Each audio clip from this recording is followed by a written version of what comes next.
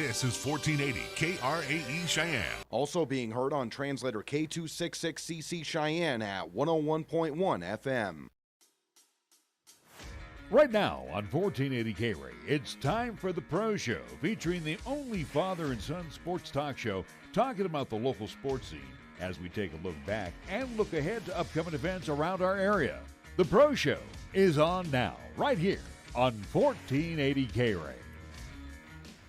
And good morning. Welcome to the Pro Show. I'm Larry Proietti, along with Nick Proietti, and we're going to bring on our first guest right away and get to talk about roller derby here in Cheyenne. We have talked about this for many, many years, and I know the pandemic kind of slowed things down back in 2020, but again, the program up and kicking again. So we have Sophia Masick join us. You don't mind if I call you Sophie.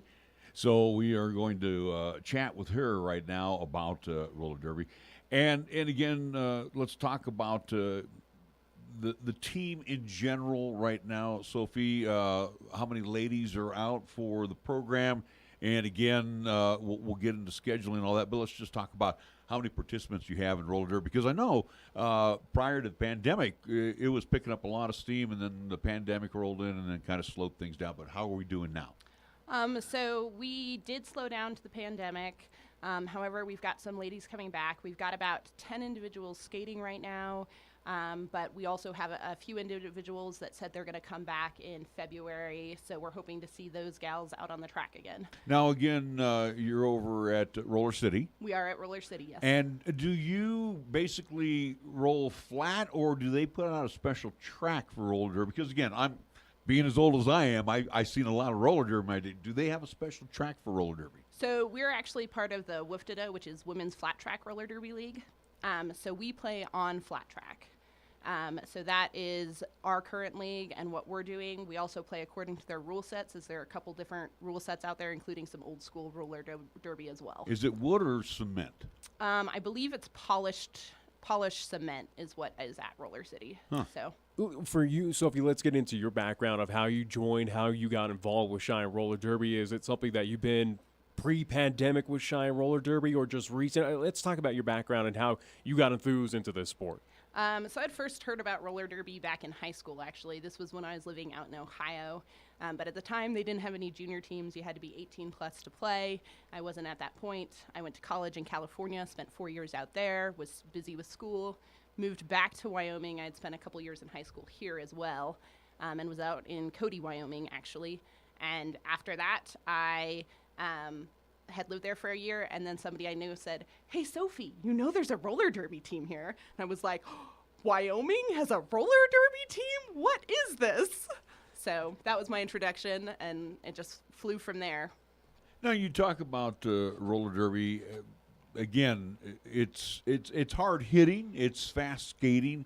So let's talk about how, and again, and I'm glad that we have a ladies team here in Cheyenne, but talk about trying to get women to come on out, because again, it's not just for teens and early 20s. If you know how to skate and you're familiar with the game, how do you enhance women to come on out and participate?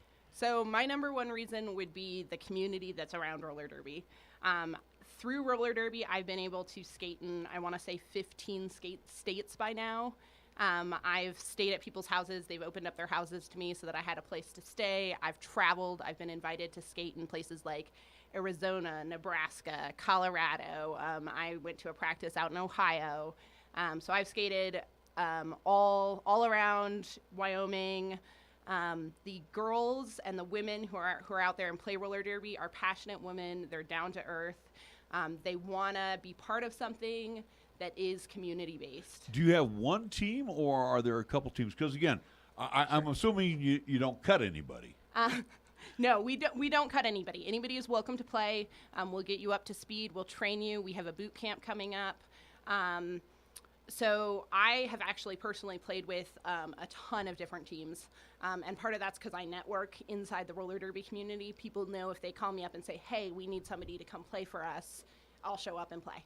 And we'll talk about that boot camp upcoming here in the month of February, and again, how folks can get involved, or at least what it entails. But, again, let's look back to 2022 again, as we talk about the pandemic, where, again, we were trying to get events going. We were trying to at least get folks back out there to Roller City and finding teams as well, too, that were competing out here in the Rocky Mountain region. 2022, our understanding is that, hey, we're starting to get back into that rhythm and get some opponents here in town or, again, on the road. But let's recap 2022 of what Cheyenne Roller Derby was at least kind of competing in. Yeah, so Cheyenne Roller Derby did extremely well in the 2022 season. We're a B-level team, which in Roller Derby, you're going to have your AA level team. You're talking about people who go and travel internationally for this. You're having your A levels. I'm an A level player. But I go and skate with, so like a couple weeks ago here, I was out in Kansas, Topeka, Kansas, but I skated against the Kansas roller derby team, so their state team.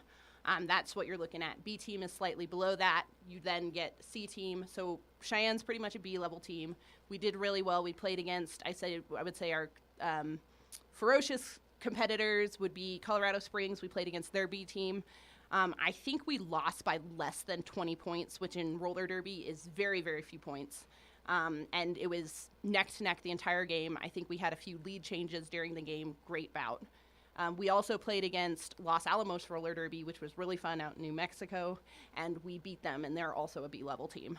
So, I guess as we're talking about these levels, and I don't think we've ever at least asked anyone that's represented roller derby here in studio, but again, B-level, again, we think of high school here in the state of Wyoming where, again, it's population or school size. I mean, what is BA? What's the difference? Is it team size? Is it population of the city size? What kind of makes that classification? So the classification is actually nothing to do with the size of the town or city you're in, although it can have great impact because typically with a larger city, you're going to have more individuals come out for that team. So like Colorado Springs, I believe, has a B team, an A team, and a travel team, and they might have a C team, but I don't think so. So we actually kind of label ourselves in order to get the correct opponents in opposition, and that's just going to be based on your own league, the skill level you're at, how many times a week you're practicing. All of those things are going to have different requirements. I don't know if WIFTA actually has a standard for that. I would have to look into that. So we talked about the events happening in 2022 where, again, we had some here in town on the road as well, too. And, again, good to know that we are traveling again and we are filling some of these voids, again, getting these bouts underway here, especially for our Cheyenne team. But, 2023, to look ahead schedule-wise, what can fans, what can players, potential players as well, too, look forward to as possibilities here in at least 2023? So in 2023, I guess we'd hit it off with, we're starting with a boot camp in February. That'll be Monday nights in February. If you are unsure you want to come out and see what's going on, please come out. It's free. We provide the gear. We'll introduce you to some people. You can meet them. If you're not interested in skating, we have volunteer positions. You can do off skates. If you are interested in skating, absolutely, we can get you as a player, as a referee. And that's also open to males as well. We need referees. We need officials. We love our community, and we're absolutely proud to have everybody come into that. So that's Monday nights, February. After that, in March, we'll be putting on a derby demo for the National Guard. So that is not an open event as far as I'm aware. But we are trying to give back to our community, help them out there. They have an FRG event going on there. So in April, we have a tentative home date of April 22nd. That will be at Roller City. We have not yet filled that bout, so we don't have a team set up for that yet, but I'm working on that. I'm actually the bout coordinator for Cheyenne. And then in June 17th, we have a confirmed bout, and I believe that is against the Bisman Bombshells out of Bismarck, South Dakota, I believe. We're talking with Sophie Masick of Cheyenne Roller Derby. Now, again, being 65 years old, coming from the San Francisco Bay Area, and again, I go back to the old school professional roller derby, where, again, like wrestling, it was sports entertainment because some of it was staged as well. But as I recall back in the day, you had jammers, you had blockers, you had like the captain out there. They all wore different helmets. Tell me how different from the old roller derby to today's roller derby, what does the game entail? So the game entails you have 5 players from each team. One person on each team is the jammer. They're going to have a star on their helmet. We actually have what's called helmet covers, and they will either have a star on them or a stripe on that, and that indicates which position they're currently playing. So your jammer is the point scorer in roller derby. You don't have a ball like in other sports. So the jammer is essentially the ball in roller derby. Basically, through the initial pass, which is through every other blocker that they pass, that first initial pass, you don't get any points, but you move forward with that. Every additional pass they make, they get 1 point for every set of hips on the opposing blockers. They get 1 point for each of them that they pass. Now, the jammer is the only one to score because back in the day, I think, if I'm not mistaken, who wore the black cap, the captain also was eligible to score as well, too. The blockers were not. How does that all – is it all basically the same? Nothing's changed? There are a bunch of strategy changes and rule changes. So WFDA is a developing organization, meaning every year they kind of look at the game, revamp it. If they need to add or take away rules, they do so in order to make it a better sport. So that's their job, their role. But what we really see with the changes with WFDA versus USARS. So USARS is kind of that old school rule, very fast play, not quite as hard hitting because of the fast play. But very fast play. Everybody's trying to overlap everybody else. You see skaters out there skating as hard as they can. WFDA kind of took the rules and they made it a little bit slower of a gameplay, but with that, you get much harder hits. So I've played both WFDA and USARS, although I'm less familiar with USARS. You know, this is going to, and again, like with me playing, old man baseball, I still got to fork out some money to play, fees and what have you. For the ladies, obviously, got to gear up, got to make the team, and again, too, you do a lot of traveling as well, too. This doesn't come cheap, so tell us a little bit what you have. Obviously, I know you try to put some benefits on, but also, too, those that want to come on out, going to have to fork out a couple of bucks. Yeah, so dues every month are actually relatively too cheap. I believe that we're paying $40 in dues a month, and that's basically to cover our practicing facility and give us the funds to be able to host bouts. So everything else, we do have some fundraising events. I know we're going to be selling chocolate bars here soon, and then we usually do a couple fundraising bouts, which are specifically tailored to, you can kind of change the rule set and people can pay for that. So we do different events to help out the community and support the team. That's kind of the goal. There is some commitment as far as traveling and stuff, but what I will say is for that commitment, most people are generally willing to help you out if you need help. So we carpool, we share hotel rooms, we help the others on our team who need the help. I was in that position before. Thankfully, I'm in a position now where I can be like, hey, you can drive with me. So I'm really happy to be able to pass that on. It's kind of family first, and again, the team second, so to speak. Again, kind of similar of any other sport. Sophia, I guess what I want for you to do, again, for those ladies out there that are interested in roller derby or curious about this, again, as we have the boot camp upcoming again February 6th, as you mentioned, every Monday night, 7 to 9 p.m. is, again, when those events do happen over at Roller City. But, again, for those ladies out there that are interested, curious, again, kind of questioning if they want to do this, what's your best pitch, or again, how do you get these ladies excited for something to get out and be a part of this family?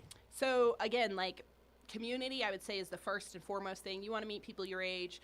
The average age of roller derby skaters, probably in the United States, is probably late 20s to early 30s. It is not a young crowd. People come in who have not played sports before. However, it is a physically exciting game. You get to go and hit people hard. You get to skate with people. You get to learn new things. It's very exciting. We love supporting each other. We love watching each other grow. We love having conversations outside of roller derby. We love getting together on nights where we can't play roller derby. I'd say that is like huge. During the pandemic, when I didn't have people checking up on me from necessarily other areas of my life, I did have roller derby girls calling me and saying, hey, how are you doing? That speaks to the community in roller derby. We like to take care of each other. We like to promote each other. come out, say hello. We'd love to meet you. Roller derby still 4 wheels, or is it inline skate? How is it? Is it changed, or is it still 4 wheels? So we are playing roller derby on quad skates, which is 4 wheels. If you know how to inline skate, come out. I actually learned to inline skate when I was young, and then I ice skated. So quads were new to me. They were a little bit different to pick up. You can do more things on quads. They're not quite as fast as inlines, but we play on quad skates. However, if you're interested in refereeing and you don't want to learn how to skate on quads, you can referee on inline skates. See, four wheels for me, Nick, would be like training wheels at my age. You know, I can't do the inline skating like you. I can do the inline skating. Those 4 wheels are just intimidating to me. But again, age range for Cheyenne Roller Derby, as we talk about getting at least the ladies out and involved with this team, you know, is there minimum set standard? And for those kind of on the older age range of the 50s, 60s of saying, hey, I maybe got a little gas in the tank, I want to get out and hit somebody. I mean, is there age ranges or at least kind of age standards to at least join this team? So for the adult team, you do have to be 18. However, we do have a junior roller derby team as well, which we haven't yet talked about. With the adult team, 18 on up. I mean, you want to learn how to skate, we'll teach you. I played with a gal out in Montana. This was when I was a newbie, so this got to be like 2017, 2018. And she was, I think, 65. I know another gal in Kansas that plays, and I believe she's 60, in her 60s. And, I mean, you couldn't tell from watching her. She looks like a 20-year-old when she's out there. So I think, like, the age range, it doesn't matter if you have a background. The other thing, which I think is really cool about roller derby, is most people who haven't seen roller derby don't know what to expect. They're looking at people and they're saying, hey, everybody's probably super fit in the same lifestyle, that kind of stuff. Well, roller derby is really interesting because everybody's body shape is actually, you have different advantages with that. You can take up more space on the track. You can be fast and jukey. You can be a hard hitter. I mean, there are so many skills. So unlike other sports, traditional sports, where you might say, hey, a swimmer has long legs, or hey, a basketball player is typically tall, derby doesn't have that. I've seen people who probably weigh less than 100 pounds play in the adult league, and people who are heavier set, and you know, I'm in that field, so by all means, it's great. You get to use your body, make your body stronger, and that's what it's about. Kind of similar to football. Again, you got your lineman, your running back. Again, it's all shapes and sizes out there on the gridiron. But let's talk about the junior roller derby that Cheyenne offers as well too. Again, you mentioned that those under 18 years and old. Are we as violent in the kids rank? Is it a similar game? I mean, let's talk about what we offer, 18 and under here for Cheyenne Roller Derby. Sure, absolutely. So with the junior roller derby team, they actually have levels. So if you come in and you can't skate and you're learning to skate, you would be considered without a level. After that, they take a skills test to move up. You have level 1s, level 2s, and level 3s. Level 3s are going to be the same rule set as the adults. Basically, it means that they're safe enough and they're strong enough and they know what they're doing to be able to play that adult rule set. However, when you go down in levels, you're going to have things like you're not allowed to give hits, but you're allowed to positionally block. But that's our way of teaching them, right? We want to make them better skaters. We want to make them more confident in themselves. And, some of those kids out there, so impressive. We have skaters from all over, and we've had some of our juniors play in adult games when we have an adult game that allows us to do that. That's determined by insurance and stuff like that, as well as the other team. But some of them can rock the world of the other adults out there, and some of them are just learning. I actually have the privilege of coaching the juniors this year as well. So I'm super excited. We've got a young group, but they're coming up, and we're hopefully going to get them out and competing and bouting with other teams. It's nice that the ladies are, still together with the Cheyenne Roller Derby. It's interesting to note, too, because, again, I got here in 1986, and Roller City has survived the test of time. Because, again, there was a time when roller skating, was like, well, yeah, sure, we can go do it, but the roller derby's kind of enhanced the sport a little bit, folks are coming out to Roller City. Wanted you to give a couple of plugs because without Roller City, there is no Cheyenne Roller Derby. Absolutely. Roller City has been an amazing facility for us. We really appreciate everything that they do for us, and we enjoy skating there.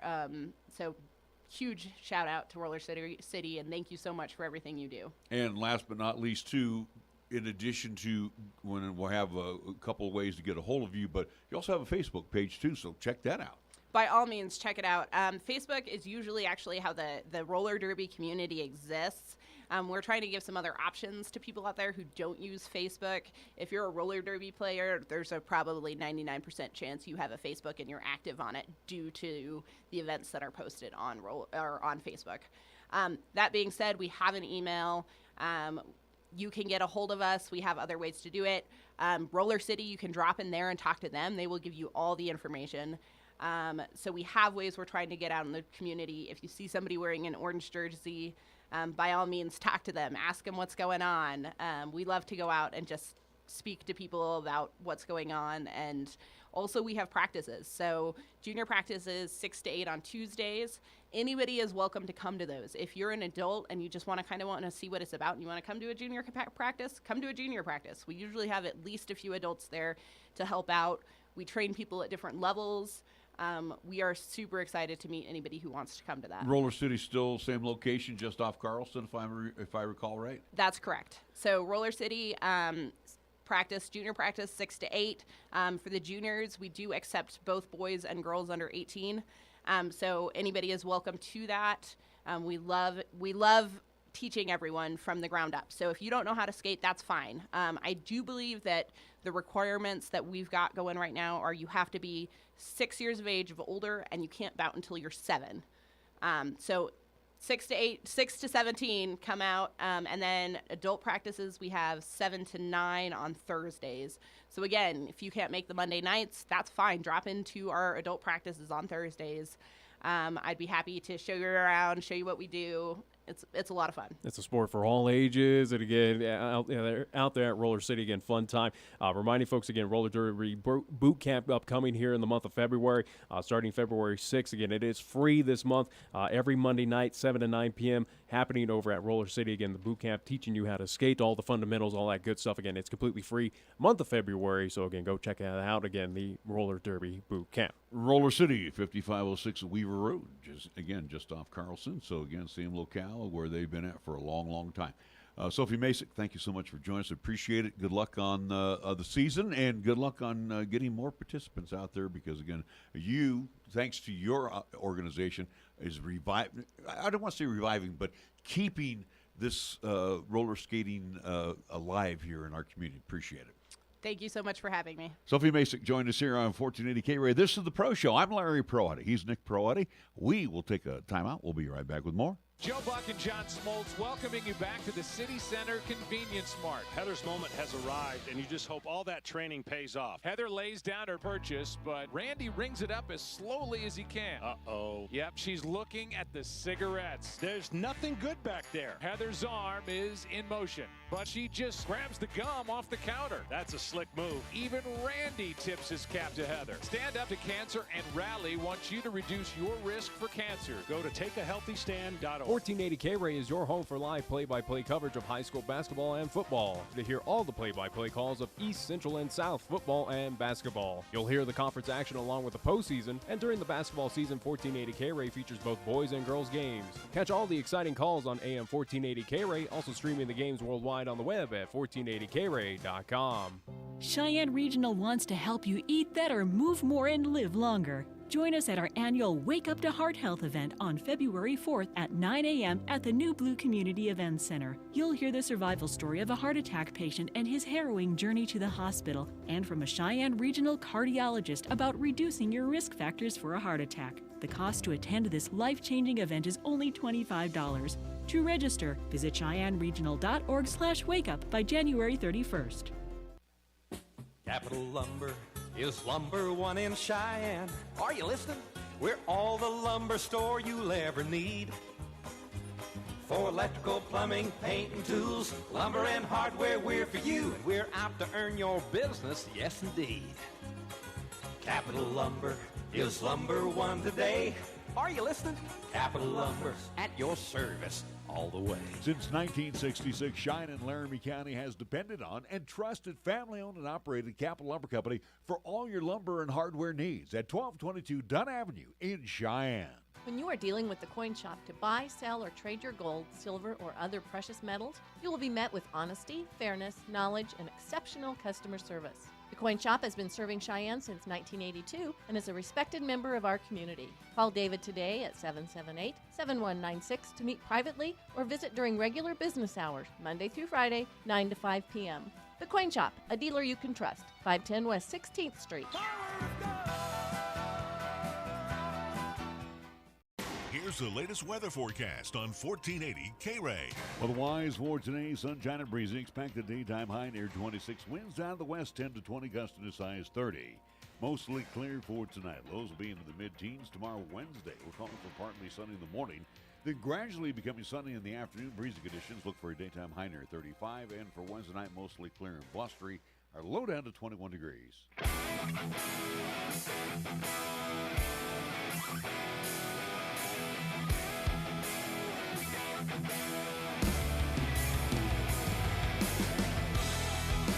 And we welcome you back to the Pro Show. I'm Larry Proietti. He's Nick Proietti. The week in review as we get a chance to talk sports. And Nick, I have to say this, not so much how the games were, but it was a privilege for me. And again, I'm not blowing smoke up anybody's skirt, but it was a privilege for me to sit down there on the floor this past Thursday night and bring East Central. Again, it's been a long time since I've done East Central. And, well, you want to talk about the billing. And the guys more than the ladies. Because, again, the ladies, we already know the Lady Thunderbirds are just a complete juggernaut right now, especially here in the East. Well, and again, defending state that champions. game you figured would be somewhat competitive, which, again, ultimately it was. Again, it was a little bit more lopsided in the second half in favor of Cheyenne East. But, again, both games, as much as the guys' action was, again, everything that we thought, again, it came down to the wire. And, again, we'll talk about at least, I don't know if it's not really controversy, but, again, how that ended was kind of a little souring to that game. And, again, kind of at least took it out of the hands, at least in my opinion. But, again, looking back on the film that we did have on it, again, it does look like a foul at the end. But, again, we'll talk about that guys' game later. But, again, going back to the girls' contest between East and Central, again, you figured the Lady Indians would give them a bit of a battle early on and then at least kind of struggle to play catch-up to Cheyenne East because, again, the Lady Thunderbirds are just that talented that, again, second half, they are a second-half team without a doubt. And, again, looking back to this Thursday's contest at Story Gymnasium, again, in front of a huge crowd for both games. Also, too, for the women's contest, again, it was at least breast cancer awareness. So, again, a lot of pink out there, not so much on the jersey side as in years past, but, again, at least ribbons. And, again, the theming of both student sections wearing the pink in honor. But, again, give credit to Central. They hung tough for that first half, try to be competitive with Cheyenne East, but the Eastside Lady Thunderbirds, as we see them as often as we do right now, every single time they come out of the court, you give them kind of that heavy advantage of that they're going to win this ball game without a doubt. And right now, I'm going to make kind of a bold proclamation. As much as we'll see Cheyenne East, and at least coming up in a weekend after, not this weekend, but the weekend after, as they'll play host to Campbell County. As now we'll get into Northeast versus Southeast battle. This Eastside Lady Thunderbirds team, who in the state of Wyoming is going to slow them down? Who's going to hand them that first loss? I don't see it at all. Yeah. And I'll make that bold proclamation that, again, what I've seen out of this team, that this team I don't think loses to a single Wyoming opponent, including the postseason, even if they match up with that Cody Lady Bronx team, who, again, they beat last year for the state championship. So this is something that this Cheyenne East team, where, again, you compare them to last season, and I talked about this a couple weeks ago, this Eastside Lady Thunderbirds team is better than last year's team that won that state title. Well, and the thing with the Eastside Lady Thunderbirds, I don't want to say they're slow starters, But it takes a while for the it's a filling out process. It takes a little bit for the jet engines to kick into gear. When it does, they are just unstoppable. Give it halftime. If Cheyenne East, again, if they have a lead, if they're trailing, it doesn't really matter in that first half. That second half is kind of the key factor right now where, again, this team knows how to close out ball games, really knows how to put on that afterburner. And we saw that against Cheyenne Central where you saw with the Lady Indians, they did run into foul difficulty. Both teams ran into a lot of fouls. If I remember correctly, that, again, Central, as you start seeing them kind of get a little flustered out there, a little frustrated, and again, a little tired as well, too.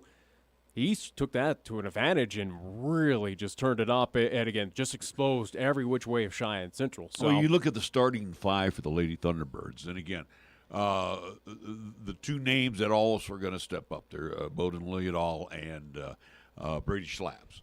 But, again... I think the name you're forgetting right now is the freshman Brown.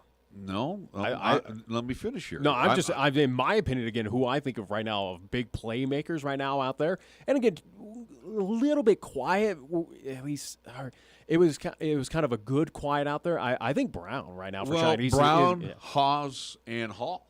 Those freshmen are all great. They are going to be something when they're seniors. I can hardly wait to see when. Yeah, that's a scary I hope team. I'm around for that. But also too on that starting five. The Cassett kid, she quietly does her job. She's more of a defensive standout. You look at Izzy DeLong. I really like what she does out there. She is all over the court. Oh, my goodness. She's stealing. She's, again, I mean, she's in the backcourt. She's picking your pocket. She's also shooting well. She shoots well from the outside. She's even battling for rebounds. And then you throw in Fonseca. She's a 6-footer, and she really played well against Cheyenne Central. And again, too, for Eric Westling, you have Fonseca, who's at 6 foot. Then you bring in Brown, who's at 6 foot. You bring in Haas, who's at 6 foot. I mean, they just pound at you all night long, and eventually they wear you out. But like I said, if this team came out with full jets from start to finish for 32 minutes, this team would be a terror. Would be a terror. And again, for Cheyenne East, for the Lady Thunderbirds, they are everything that they are advertised. That this team is got destiny kind of written, at least in my mind. That again, they should go for that three-peat. Again, the only team that right now stands in their way is that Cody Lady Bronx team on the west side. And they're pretty doggone good, too. But again, I think East is better than the team that they were last year, and I think they're better than the current Lady Bronx team, in my humble opinion. And again, should come away with that championship. But again, to focus away from Cheyenne East, where, again, we know they are the top dog, at least out here in the Eastern Conference. And, again, they will continue to do so, at least I believe so. Focusing on the Lady Indians, where with that loss and kind of the string of losses that they've had, again, you look at the loss to Laramie. Granted, it was on the road. Again, you lose neutral site against Cheyenne East, where technically you were the home team in that ball game. But either way, again, it was neutral site at Story Gymnasium. Right now for the Lady Indians, where we kind of penciled it in, or at least I did, that they should be state tournament bound. I kind of stepped back and paused where this team's got some vulnerabilities, and now as we get into Northeast battle, at least with the Campbells of the world, Thunder Basin, Sheridan, Natrona, who are all right now sitting above 500 overall, this is something that I need to figure out this litmus test of how they fare on the road and home against some of these Northeast quadrant teams where I kind of set, and again, nothing against the Lady Indians, but this is a tough Eastern Conference on the girls' side that, again, especially here in this own quadrant where you've already lost to Laramie, you already lost to East, your only victories against Cheyenne South. How will you fare against the Northeast is kind of to be determined. I kind of step back right now and take a dose of reality against Cheyenne Central and go, for the Lady Indians, can they be state tournament bound, especially just with, again, a lot of those talented teams up the Northeast that might fill those spots. And, again, the two here with Laramie and Cheyenne East, it's – again, right now, I don't know what to make of Cheyenne Central. I worry that this team – they're hurt. Yeah. See, and you're already writing them – I don't want to say you're writing them off. But, again – No, they need to prove a little bit more to get coming up this weekend. They didn't have Gilliam, who did not play, and Barrett that did not play. Okay? Those are two very important pieces. They're very good forwards. All right? One of the things that I'm liking, and again, she comes through that long list of Lady Indians through the years, again, where I look at, Lindsey Fearing, I look at Hillary Carlson, you go right down the list. Chelsea Liebeck. Carson Temple is emerging as another one of those superstars over at Cheyenne Central. She is, and again, she's always undersized, undermatched when she, overmatched, I should say, when she's in the middle. But somehow, some way, she's going to get you a double-double. Yeah. And I'm very impressed. What I found a little disheartening for Cheyenne Central, outside shooting. Madison Bailey, you're looking for her. She's got to stop and pop. Mia Gehrig's got to stop and pop. Again, and to the Lady Thunderbirds' credit, they shut her down. Yeah, as I say, give credit to that defense that, again, dared them to shoot from the outside. And, again, Central was one-and-done opportunities every single time, it felt like. So, give credit to that Cheyenneese defense that really got in their faces, altered those shots, and really controlled that other end of the court against Cheyenne Central. So, but for the Lady Indians, again, as much as I kind of chalked them into that state tournament, they got to prove a little bit more to me now as, again, we get into this Eastern Conference and you take on some of these Northeast Quadrant teams who, again, are vying for those spots. I kind of step back and pause and go, I can't really chalk in Cheyenne Central right now in that state tournament. They got to prove a lot to me in the upcoming weeks where, again, now they head on the road to the Northeast Quadrant and they will host some Northeast teams, and I want to see how they can fare against the Campbells of the world, the Thunder Basins. We're right now looking at the standings out of that Northeast Quadrant here in Class 4A. Campbell County sits atop, and again, this is just due to the conference record that they are unbeaten at 3-0. They are 9-5 overall. Thunder Basins behind them, the Lady Bolts at 10-4. They are 2-1 in the conference. Sheridan 7-4. They are 0-2. Natrona County 7-6. They are 0-2. That's how it rounds out. Southeast Quadrant, very quickly as I'm talking standings in the Class 4A ranks. Cheyenne East at the top, 12-1, 3-0 in the conference. Again, that only loss for Cheyenne East was on the road against Scottsbluff, Nebraska. Make that note. Laramie, they are 14-1, 2-1. Their loss has come to the hands of the Cheyenne East Lady Thunderbirds. That loss was also in the Thunderdome at Cheyenne East. Cheyenne Central, they are 9-4, 1-2 in the conference. Their two losses against Laramie and Cheyenne East. And Cheyenne South sits at the bottom at 1-13, 0-3. Cheyenne South for the Lady Fighting Bison. Again, you knew it was going to be a tough year, but didn't expect it to be this tough where the improvement is on the court, but it's just not reflecting in the wins and losses, unfortunately. See, here's where I'm at, and I've used this word a lot, depth. Cheyenne East has already shown the depth, and that's with freshmen coming off the bench. Yeah. Okay, their starting five can beat anybody in this state. If you're Coach Wessling right now for Cheyenne East, especially knowing these freshmen, you are set for many years right now where, again, this team, you have a dynasty on your hand where, again, you won 2 in a row. You're looking for 3 here. This is a Cheyenne East team for the next, again, as we're kind of alluding to, for the next 3-4 seasons. This is a Lady Thunderbirds team that's going to get that respect of, okay, they're legitimate state title contenders. Now, see, and what you're negating on the Cheyenne Central Lady Indians, Coach Kirkbride has depth too, but he's also had injuries. Again, we saw what Izzy Newton play. But compared to that depth, though, again, you talk about depth for the Lady Indians. Let's look to that JV score for, again, in that contest before we had at least any action on the varsity side. It was about a 20-point at least win for the Cheyenne East JV squad. So, again, depth, yes, it's there for Coach Kirkbride, but, again, talent-wise, it's not on the same level, unfortunately, compared to Cheyenne East. Yeah, and also, too, in that JV game, we also saw Brown play, we saw Haas play, and we saw Hall play.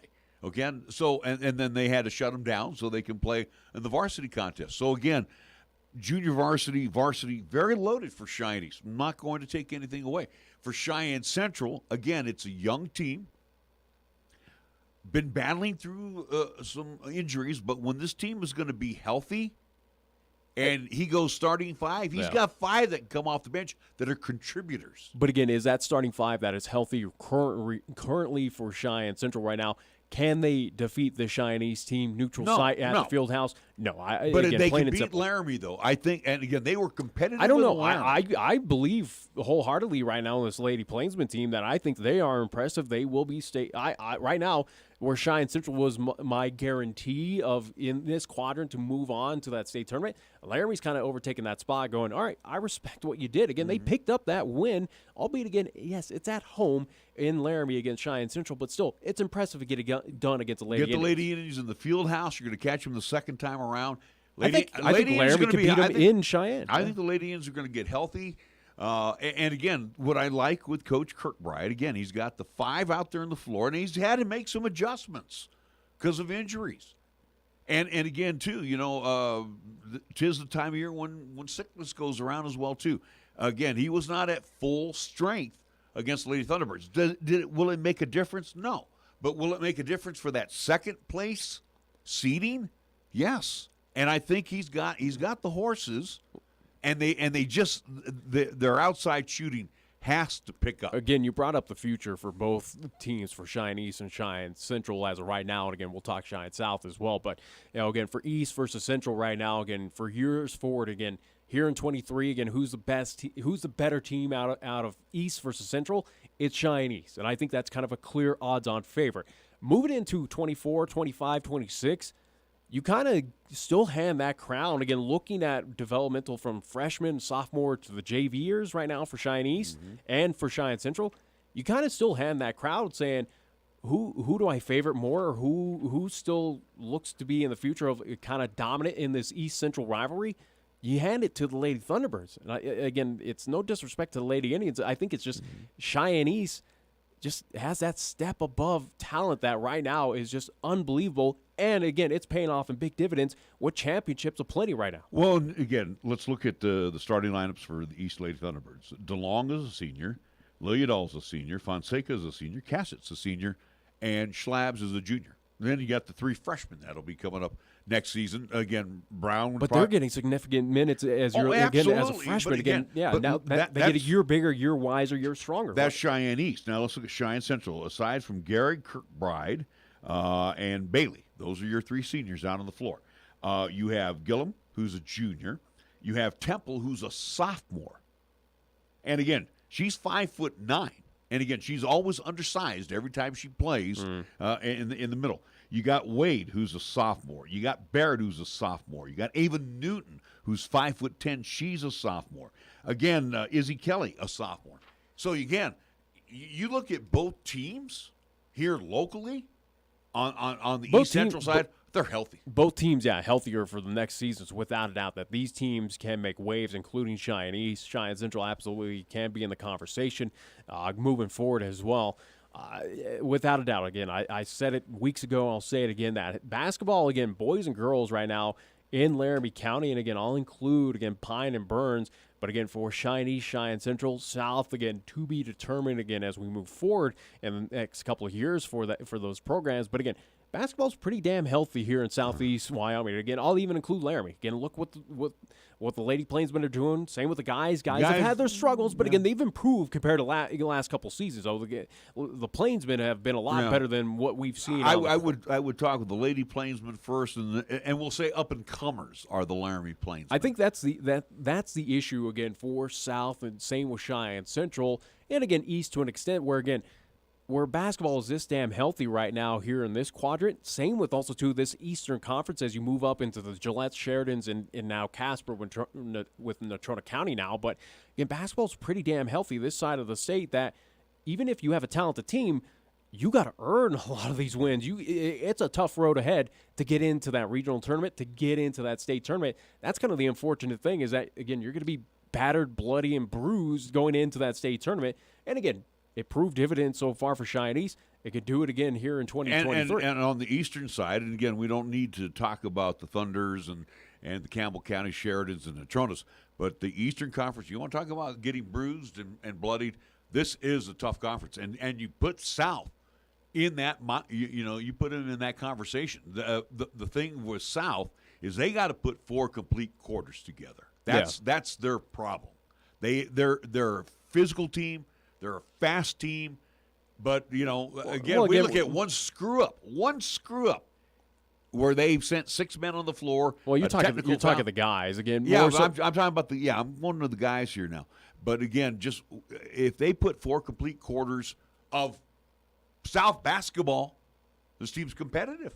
Yeah, without a doubt. We've seen that so far, what we've seen out of Cheyenne South, outside of that East contest where, again, East that one just technical foul that just turned the game upside down. And I blame that on the coaching staff. Yeah. I don't blame that on the Playing, kids. Yeah, nothing against Chad DeBryan, without a doubt. It's something that, that blame kind of lays on you and your staff that, again, you should have recognized that as game was going underway, that you had too many players out on the court. But anyways, going back, before we get into guys action, let's, again, talk about the Lady Fighting Bison with Cheyenne South again as they stand. They got a lot of work. They got a lot of work. We knew that this was going to be a development. This was rebuilding right now for the next couple seasons. 24, what is this team going to be made of, especially as we talk about the futures for the Lady Indians, for the Lady Thunderbirds, who knows with the Laramie Lady Plainsmen. Again, we talk how tough it is right now, and again, it should be this Eastern Conference on the girls' side tough moving forward. For Cheyenne South, as you develop and you try to become competitive and pick up those victories, you kind of find yourself in an unfortunate cycle where, again, how are you going to pick up these conference wins where, again, these teams, even as they lose seniors, if they graduate folks, they still have more and more talent coming up and developing within. That's kind of the situation right now with Coach Epler of how do you get these your Lady Fighting Bison on par with East Central to get those victories? They're very athletic. They're just not good shooters. That's the problem. And again, we're talking from making bunnies inside and that's hopefully to outside shooting. And that's hopefully with repetition with games that, again, hopefully that gets ingrained. And yeah, they are young. They are a very young team, and it's something that you equate it to when Chad DeBryan was the head coach of the girls' side that, again, it took seasons. It took about 4 years to eventually, when they at least were that senior age of, hey, we have a potential contender here. Injuries kind of at least fell on them, but hopefully that's not the situation with Coach Epler where here in 23, obviously we're seeing that this South team it's a JV team. It's developing. It's learning skills. Hopefully that attributes or at least equates to something better in 24. 25, who knows if this team can be competitive. I think right now for Cheyenne South on the girls' side, you're not so much looking here this year. Next year, it's the 25 season of can they be competitive? Can they take down Central and East and kind of put their statement here in this quadrant? And you hate to belabor the point, wait till next year, but you're going to have to. You're going to have to. Same with football, same with right now girls basketball. Right now we're in basketball season. Let's just leave it there at basketball. Will they be a better outfit next year with a lot of seasoning? Absolutely. I hope so. I think so. And I hope this group that's playing right now, that is out there on the floor, again, there's going to be, I do believe, 2 or 3 seniors that are graduating. Again, another young team. Here in Cheyenne, we have East, Central, and South with great young talent. And that's exciting, especially on the girls' side. Now you move over to the boys. Let's go East Central. We're, again, packed house at Story Gym. Post Coulter McAnally, because he is we done. know he's officially done, yeah. But you can tell they are off a beat without Coulter McAnally there.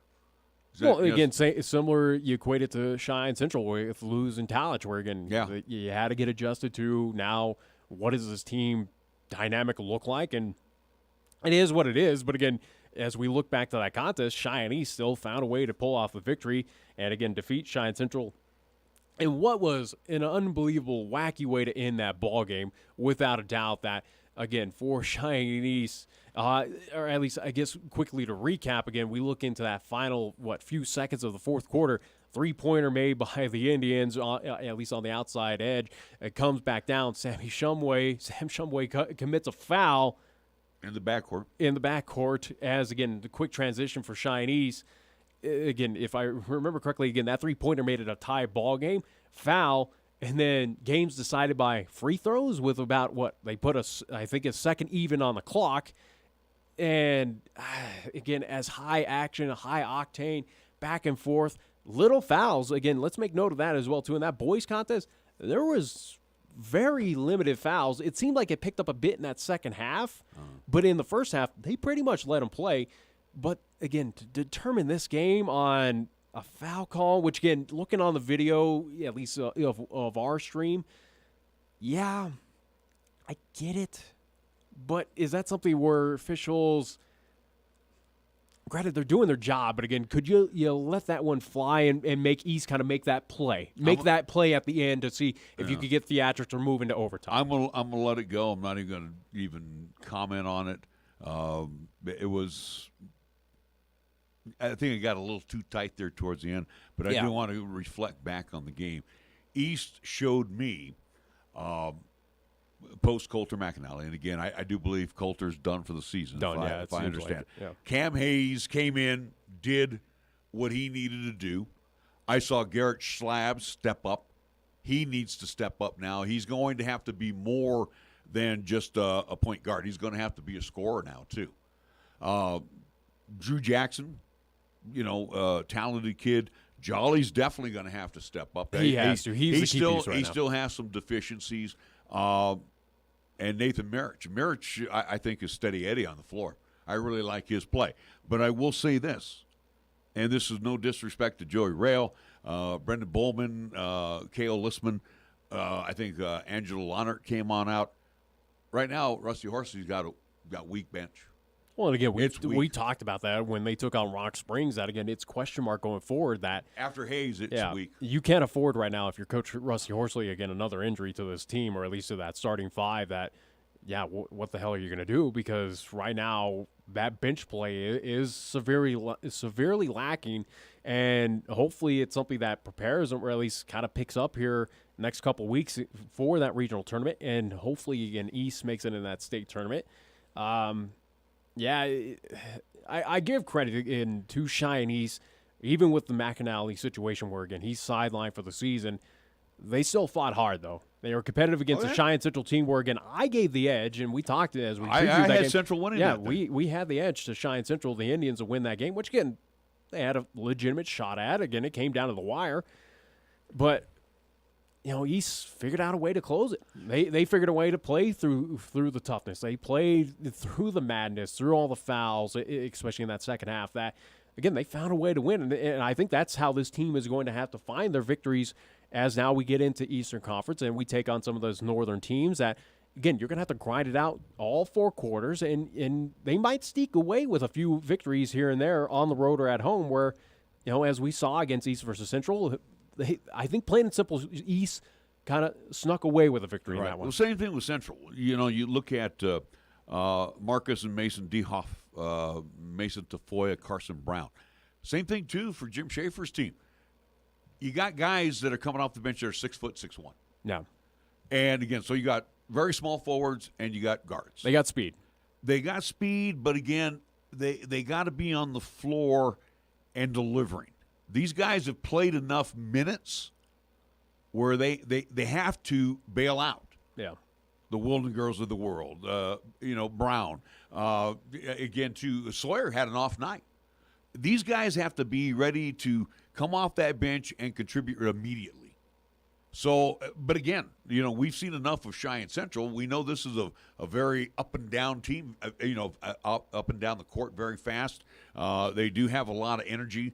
But, again, when you have a Sawyer that did not have a Joe Sawyer night, somebody's got to be there to pick him up, and didn't see that off the bench. And the guy that should be at least in that role, and again, it's surprising since we've seen him down in Greeley have those phenomenal games.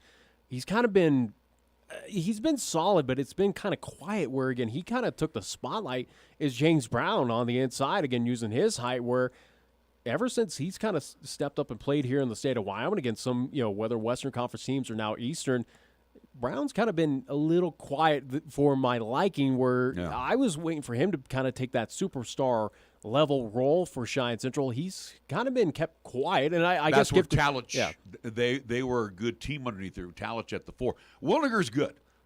Zach's doing a great job. And again, he is undersized at that 4, but he's in there. He's banging. And he's trying to get those inside bunnies.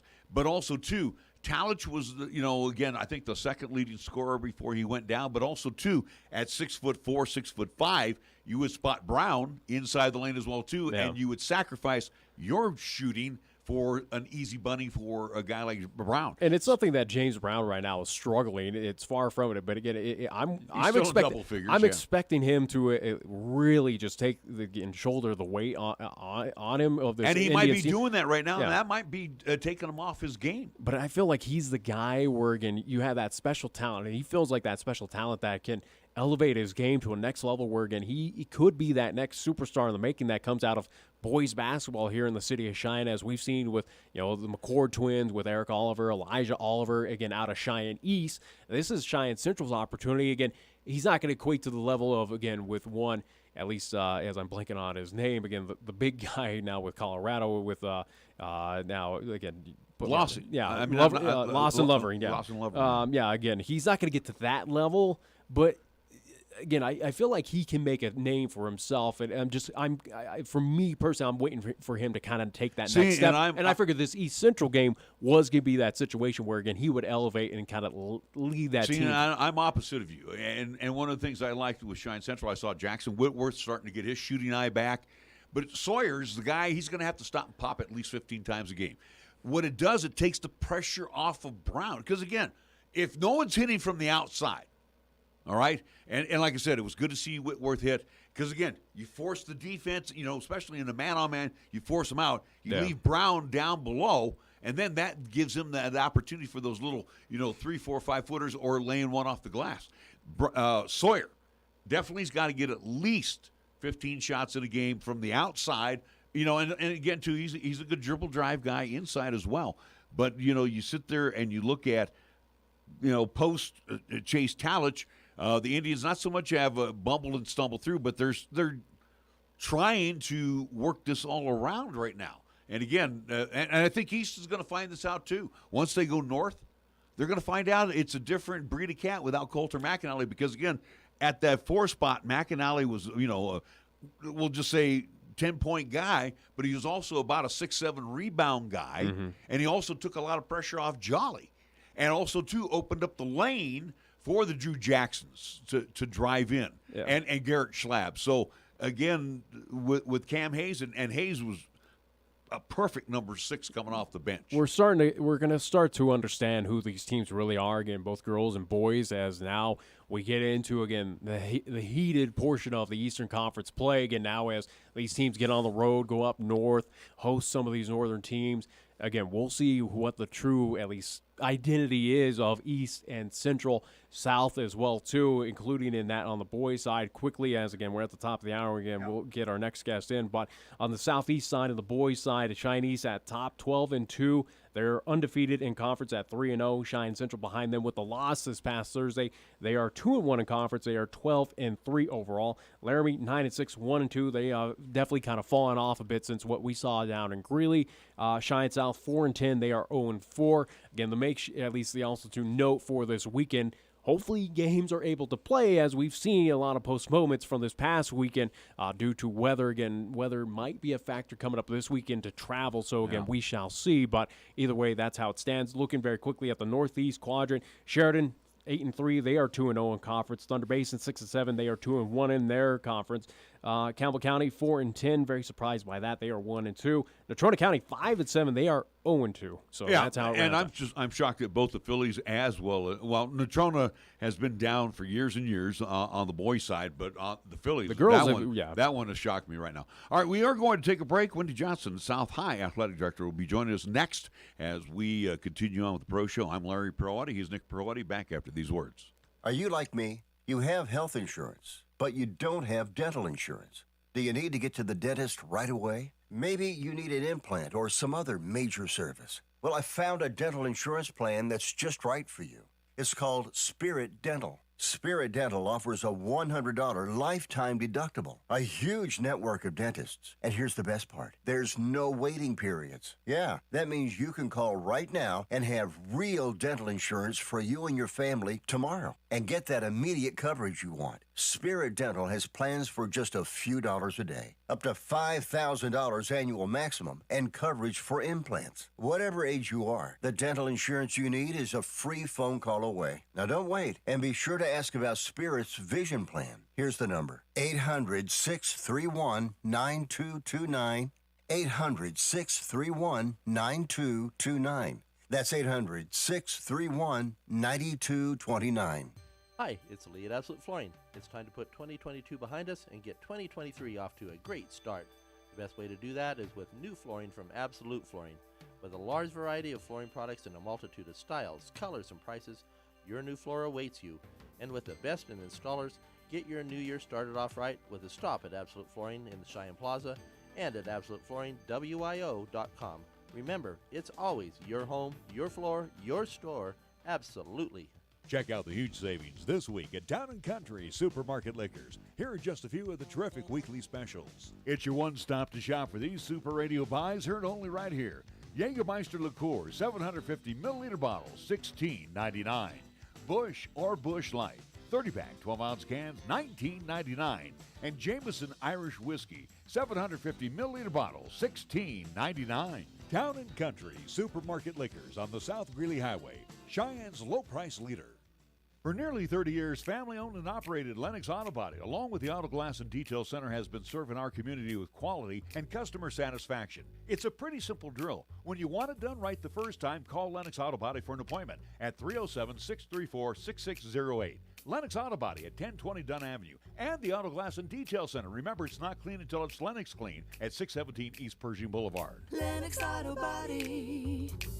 No shortcuts, no compromise. 17 years in the community and still striving to offer you the best value in a new vehicle. AJ Miller here for Kia of Cheyenne. Take a look at the new 2023 Kia Sorento. With the 2023 Kia Sorento, you have a choice of 3 models, 8 different trims, and 4 different all-weather drive modes. Some available features include 281 horsepower, 20-inch wheels, remote start, and climate control. Come into Kia of Cheyenne, call 775-0123 or go to kiaofcheyenne.com, and we'll make it easy. Burry Jewelers' 33rd annual Big Game Liquidation Sale is going on now. Don't fumble the ball by missing out on this huge sale. Save 50 to 75% on every item in the store. Every ring, every watch, every necklace, and every earring stud set needs to go. Bring your wife, bring your husband, bring a friend, and save 50 to 75% on fine jewelry today. Pre-shop now for the best selection. This sale happens once a year. Stop in today and save. BurryJewelers.com. Here's the latest weather forecast on 1480 K-Ray. Otherwise, for today, sunshine and breezy. Expected daytime high near 26. Winds out of the west 10 to 20, gusts to as high as 30. Mostly clear for tonight. Lows will be into the mid-teens. Tomorrow, Wednesday, we're calling for partly sunny in the morning. Then gradually becoming sunny in the afternoon. Breezy conditions. Look for a daytime high near 35. And for Wednesday night, mostly clear and blustery. Our low down to 21 degrees. This is 1480 KRAE Cheyenne. Right now on 1480 K-Ray, it's time for the Pro Show, featuring the only father and son sports talk show talking about the local sports scene as we take a look back and look ahead to upcoming events around our area. The Pro Show is on now, right here on 1480 K-Ray. And welcome back to hour number 2 of the Pro Show. I'm Larry Proietti, along with Nick Proietti, and we bring on Wendy Johnson, South High Athletic Director, the boss of sports over at South. You know, Wendy, we were just talking about basketball, especially in Class 4, and we'll talk about a lot of things in general with South High. But being the athletic director, and again, you see these student athletes walking the halls of South High. When you're in a situation where the ladies, and again, if I recall right, 2 seniors and 3 juniors start on the varsity side, on the girls' side, and I think we have a couple, 3 seniors on the varsity side, and it's not going well. How do you, as the athletic director, because again, you know, everybody thinks the athletic director sits here, you know, at the top and just only talks to coaches, but you're talking with the students. How do you kind of keep their morale up? You know, it's not an easy thing when they're in the trenches and stuff. And, you know, you see their excitement at the beginning of the season. The kids are all really excited. Smiles on their faces. They're really upbeat. And I wouldn't say that's changed a ton yet because they still like to compete. You know, it's not always easy when you're getting beat by solid points. But they still like to compete. And a lot of when I see them, I put a smile on my face and I tell them, I've loved watching you play. You know, it's not the wins aren't everything. Are you getting better? We talk about that 1%. Have you gotten better? Are you doing this better? Are you doing this better? Did you lay it on the court? You know, what are the things that you can change for your team in these moments rather than talking about the win-loss end of it, because that can be a little painful. The boys have some wins. The girls, unfortunately, have not gotten on the win side yet. Wendy, you've been at Cheyenne South for a couple months now. Again, here we are in the winter time for sports. Again, basketball, the mainstay going on at Cheyenne South. But, you know, again, when you were brought in and again, all these new additional coaches coming in, again, we spotlight Eli Moody for the football side where, again, we talked, hey, there's hope, there's change. It kind of has that different feel at Cheyenne South that The wins and losses may not come here in this season or in the next season, but again, things are starting to turn a page right now. As you walk the halls, you talk with your student athletes, you talk with the coaches, you kind of get that sentiment as well, too, that, again, the South of old is in the past. We're starting to turn a page and now be kind of respected of East and Central here in Cheyenne.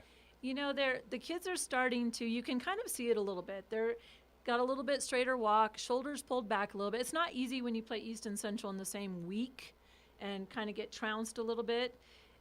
But when they look at things in the future and they're looking at some of the changes that have occurred, the kids are excited. They're coming in and going, we want these changes. The parents talk to me. The parents want the changes to happen.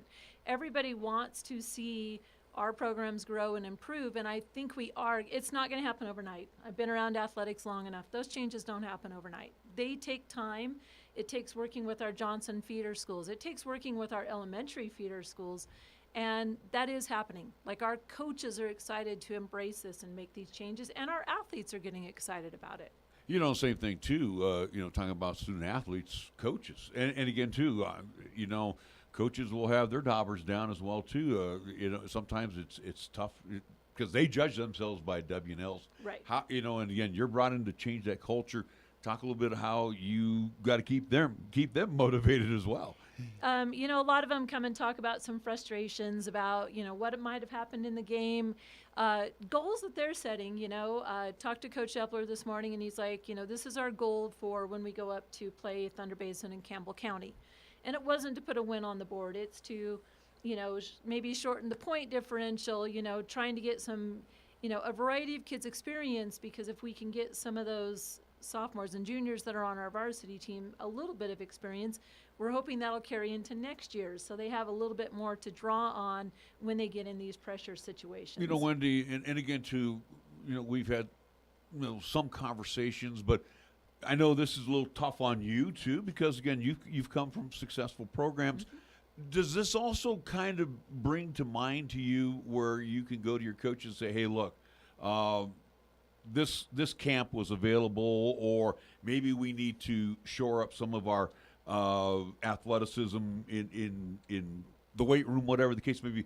Have you been able to pass along those type of ideas to these coaches? Because sometimes they're going to sit there and go, hey, I'm going to do it my way. But, I mean, you, like I said, you've been there, did it, done it.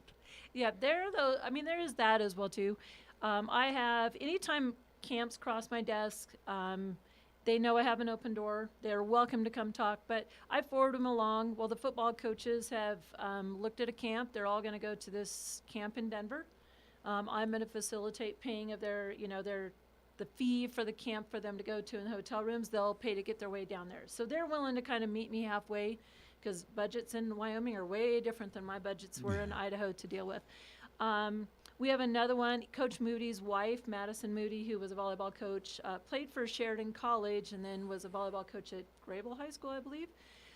She has a summer, it's kind of I would call it a all-over body balance, weight, conditioning program that she's putting together, working with all of our coaches, and we're hoping that all of our coaches will promote this program, get our kids in, get some extra training. Because what we have to get across to our kids and our families is that this change doesn't occur within the season dates. It will never happen that way. If we want to change, if we want to put South on the map, we've got to do it in the off season, and that means taking advantage of these programs. But I love that I have people stepping up going, we want to do this. We want to provide this. They're not asking for anything. They're not asking for compensation. They just want to do it because they know it will make South better. And the participation portion of the program. Yes. You got to have the kids to make these things successful. Yes. Convincing our parents a little bit as well, too, that in order to do this, you want the change. You're telling me you want the change, but now I need you to commit to getting your kids to these things, making sure that they're present at summer weights, summer open gyms, team camps that your coaches want to take you to. And as long as my coaches are organized early and give the kids a calendar and say, these are the things we're going to, then I'm really hoping that parents will step up to the plate and go, we're committed to making sure our athletes go there. We need the touches. When I watch us play, we're behind on touches. We need the touches so that we get game-like experiences out there. You know, we competed for a quarter and a half versus East, and it looked awesome. I was so excited with our boys team. And, you know, you kind of see some of the pressure, the wheels kind of come off the bus, so to speak, a little bit.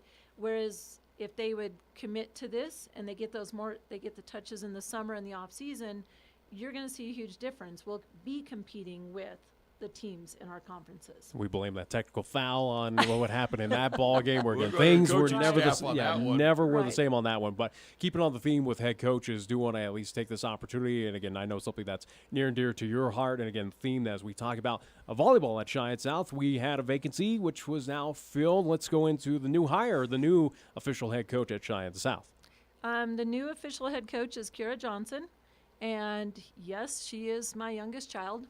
I was not part of the hiring committee. There was a 3-person hiring committee. She will not be under me for supervision purposes, although to be real honest, the mom and the daughter never changes, as I'm sure dad and son kind of know that end of it. I'm just super excited to have her come this way because she's one more of those elements in the coaches that we have, you know, the hiring at Eli Moody, the Chad DeBryans, you know, these coaches that we've hired, she's one more element that comes in and gives us expectations.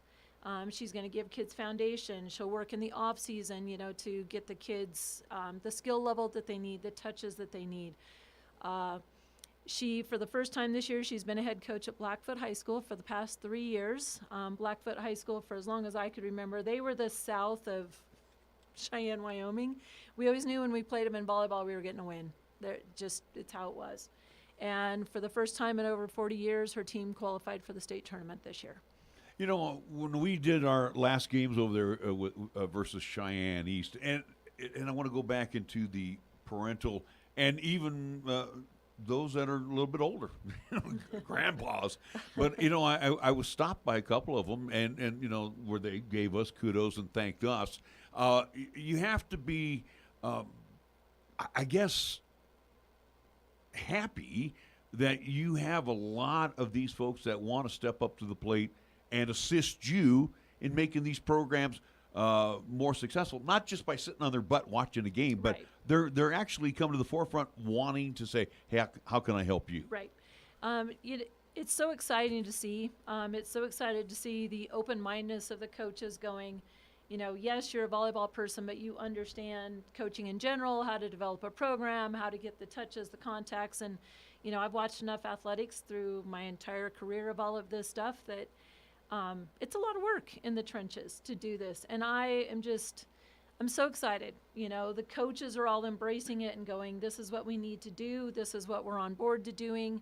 They're talking with the kids in the school. You know, I see Coach Moody all the time down, you know, interacting with the kids. Hey, you know, get to class right now, make sure you're keeping your grades up, talking to them all the time, and that type of stuff is encouraging to see some change in the future with South. You know, the nice thing, and I don't mean to interrupt you, Nick, but what we were over there doing the tournament, the James Johnson Winter Classic, and most recently Cheyenne East and Cheyenne South, and I get a chance to sneak away and walk around.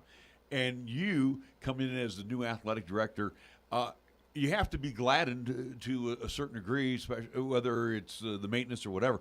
But again, going in the wrestling room, going in the gymnasiums, the swimming pool, boy, it looks like the school just reopened again. I mean, it looks really, really nice. The facilities are absolutely wonderful. Oh, thank you. We've our custodial crew worked really hard in the gym over Christmas break to get the gym all kind of shaped up a little bit and ready for James Johnson. We had some stuff that needed to, you know, kind of get cleaned up in there. We removed some equipment out of the wrestling room that wasn't being used anymore. Our wrestling coach is like, we could use the room because Jojo Ojeda's trying to grow the wrestling program. He's got a youth wrestling program that, my goodness, there's all sorts of little ones. After they're done coaching their high school practice, they've got all these little ones coming in. You know, and Jason Garman's always done just a fantastic job in the pool, and we've moved a couple things around, just trying to kind of clean things up a little bit, make it a little more appealing, and promote the success that we are having. with it. Wendy, as Pops kind of talked about, and again, we'll get into this, unfortunately, but we'll talk about the James Johnson Winter Classic, where, again, game we saw, again, Cheyenne South versus Green River. That Friday incident did happen after the boys' game there at Cheyenne South, stabbing of, again, at least a victim of 16 years of age. We did have Chief of Police on yesterday, again, Mark Francisco, to talk about that incident as well, too. Again, concerns, game day security with that, again, whether it was from opposing teams, parents, fans, players, whoever it may be. Again, an incident that, again, unfortunately we saw. We were about 20 feet away from what happened out there in front. I guess at Cheyenne South now after that for our big events, and not so much, again, for basketball. Again, we still have swimming, we got wrestling, we hold all year-round events at Cheyenne South, whether indoors or, again, outside.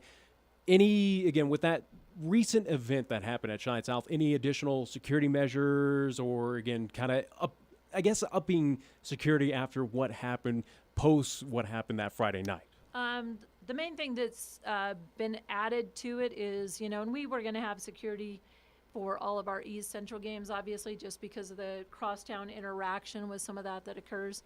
We're just ensuring that we have police on hand, and actually not just one, but at least two, if not more. For, I think, East, we had 4, I believe, on hand that night.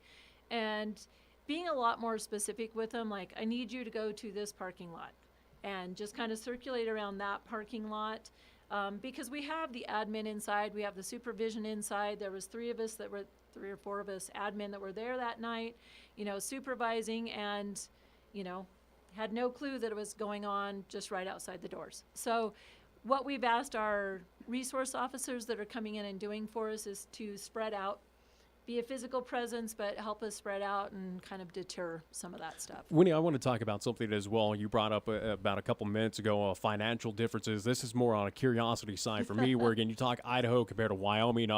What financial differences are you seeing here between the two states? And I guess kind of a two-part question of, what is Idaho doing that you wish Wyoming could adapt on the financials regarding athletics here in the state?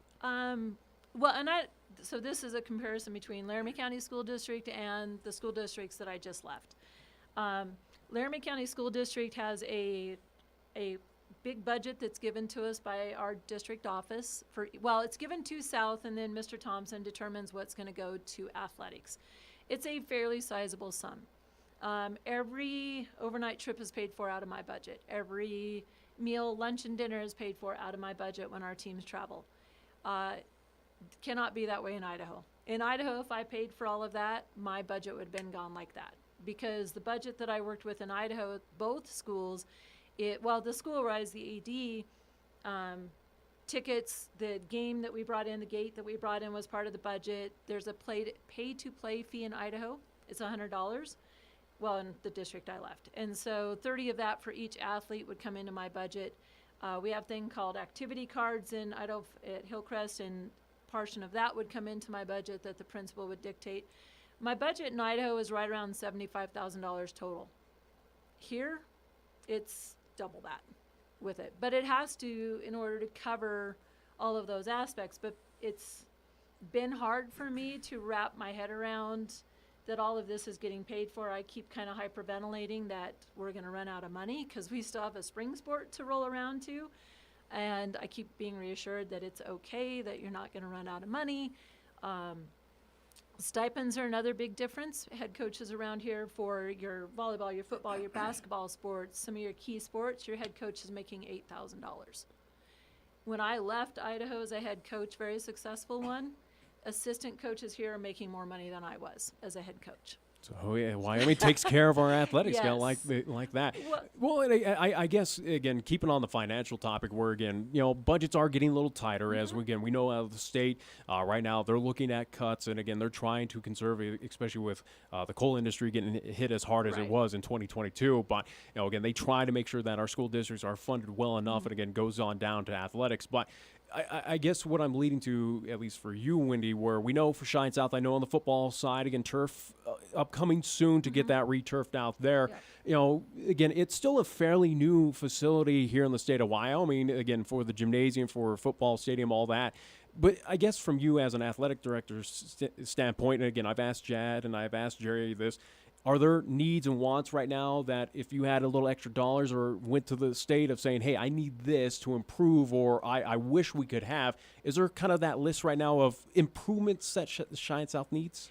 You know, it's one of the things that Mr. Thompson and I have been discussing quite a bit is I feel like our gym floor really needs a refinishing, like a complete refinishing. Strip it down, repaint it, actually stain it, because that's kind of the new thing to do is stain it, which looks so much better. And then when stuff does happen to the gym floor, when you get those little chips and stuff, it's not near as glaring and doesn't make the gym floor look so old and decrepit. So he and I are talking. That's one thing that we can put in for to the state and say, hey, our gym floor is this old. It hasn't been redone. Can we get our gym floor redone? Another one that's been kind of glaring to me, but I don't know if it's going to happen, is our sound system is atrocious in our gym. I love Steve. He does a fantastic job. He sounds great, but our sound system is kind of scratchy and stuff. And I'd love, love, love to replace that, but I don't know that that one's going to occur. Wendy, let's talk about sports. And one of the nice things that came about in our lifetime, Title IX. Mm-hmm. So, again, equal amount of sports, boys and girls. Well, girls right now ahead of the guys with the addition of girls wrestling. And, again, let's throw baseball out, because baseball has always been thrown out, for the guys. Hey, baseball. Well, it's not going to happen because just of conditions. You as an athletic director, and, again, sports, the sports scene. And, Nick, I think you brought it up last week with Jerry. Lacrosse, esports. I mean, what has crossed your mind if you had that opportunity to sit down at that table and say, hey, I think this might be a good equalizer since we've added women's wrestling? It's really interesting adding women's wrestling, because really and truly, if you think about it, lacrosse, if you add men's lacrosse, you're going to want to add women's lacrosse, because I know when I left Idaho, lacrosse was becoming huge, and there were men's and women's teams. Hockey is a potential one, but then again, you've also got females that are going to want to play hockey as well too. I mean, when you look at just a straight across trade of balancing that number, baseball is your one main sport that is truly because you already have softball. Baseball is that other offsetting equalizer. Because when you look at adding sports, that's going to be the problem that you run into, is a lot of those are multi-gender sports that females are going to want an equal foothold in, and so you just open the door for more, let's add this one now. And the thing that I kind of caution or I worry about a little bit is the more things that we add, then it starts to draw and take away from other sports as well too.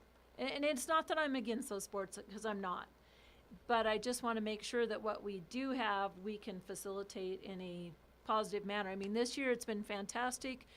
Basketball teams, we have not had to cancel any games because we've fielded full teams the entire time. We've had to cancel because of weather, but we haven't had to cancel because of numbers, which has just been absolutely amazing. And I'm glad you brought up numbers, because, again, we've gone through the summer, fall sports, now into the winter sports participation. Are student athletes now being an athlete again cool? So far it seems to be, and kudos to my winter coaches. They've done, and my fall coaches did as well too, holding the kids accountable for performing in the classroom. And when I've told them that kids are ineligible, they've held to the guns, and the very next week that student has their grades up. The kids are excited because the coaches are excited to provide them with quality programs, and so the kids are excited to be a part of that, and they want to be a part of it. Our boys basketball coaches are holding our kids accountable for being to class on time, which is a little bit of a struggle for some high school students. And I see a couple kiddos running down the hall sprinting because there's been consequences for being late to class. And I love it, because what great life lessons to teach to these kids. Final thought from me, and again, we want to thank you for coming in once again. Relationships, and again, I've known Jerry and Chad when they were, especially Chad when he was a star athlete over at Cheyenne Central. And again, they've known each other for a long time.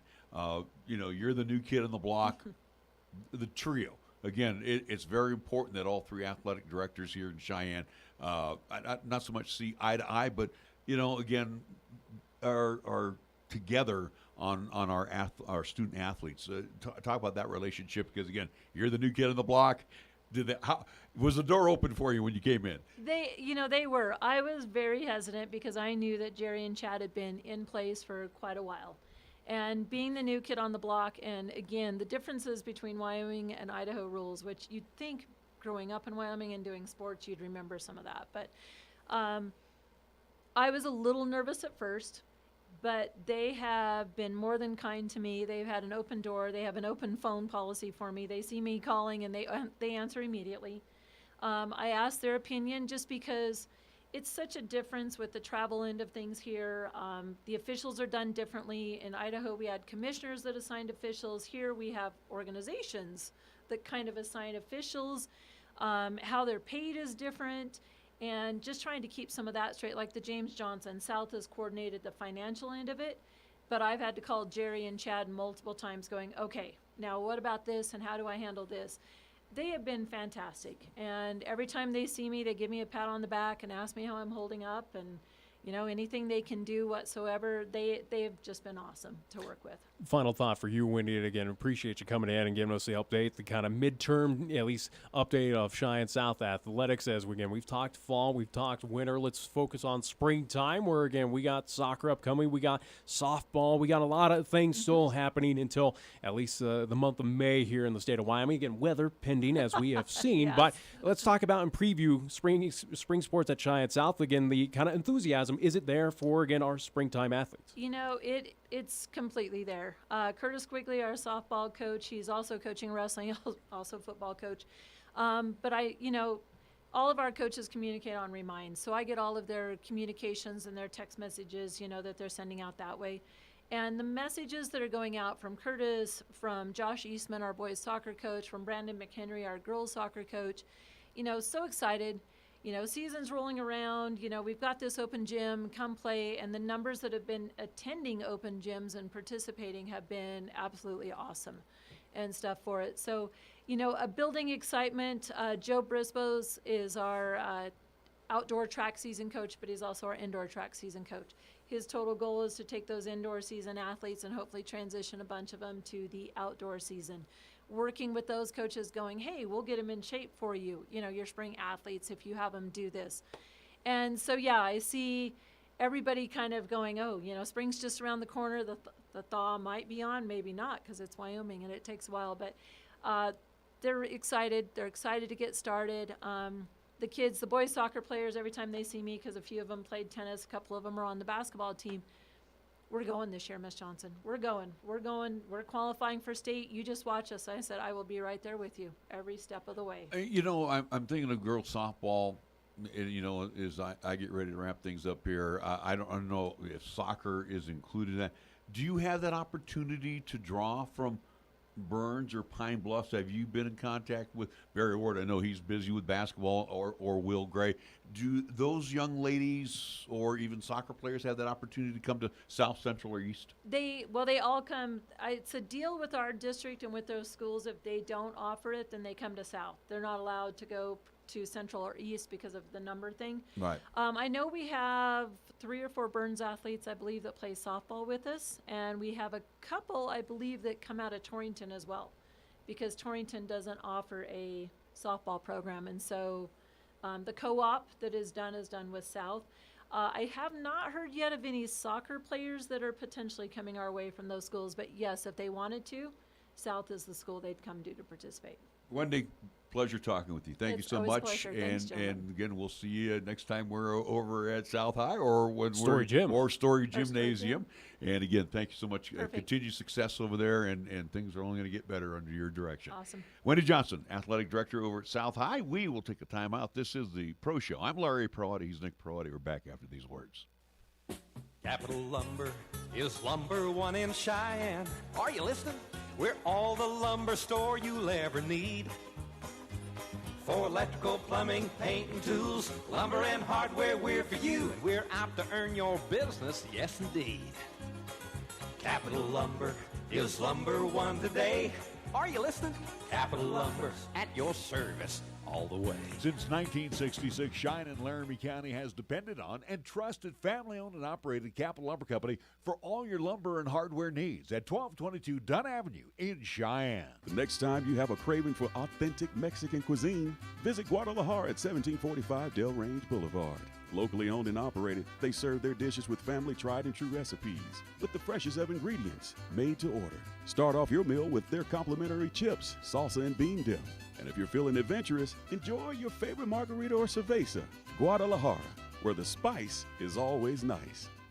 How would you like to get high-speed internet for your home for less than $2 a day? That's right, for about $50 a month, you'll get lightning-fast internet. Are you paying less than $50 a month right now for your internet? Then call Whole Home Connect right now for blazing fast internet at $50 a month with no price increases, no hidden fees, no contracts, no upfront costs, no equipment fees. It's a great deal. And guess what? You can try it for 15 days. If you don't like it, you get your money back. But you're gonna love it, and you're gonna love the price. Internet for your home for $50 a month. That's less than $2 a day. Plus, no contracts, no upfront costs, no equipment fees, and our 15-day guarantee. Call now. 800-245-1537. 800-245-1537. 800-245-1537. That's 800-245-1537. In the 1960s, Bruce Lee said, "Be water, my friend."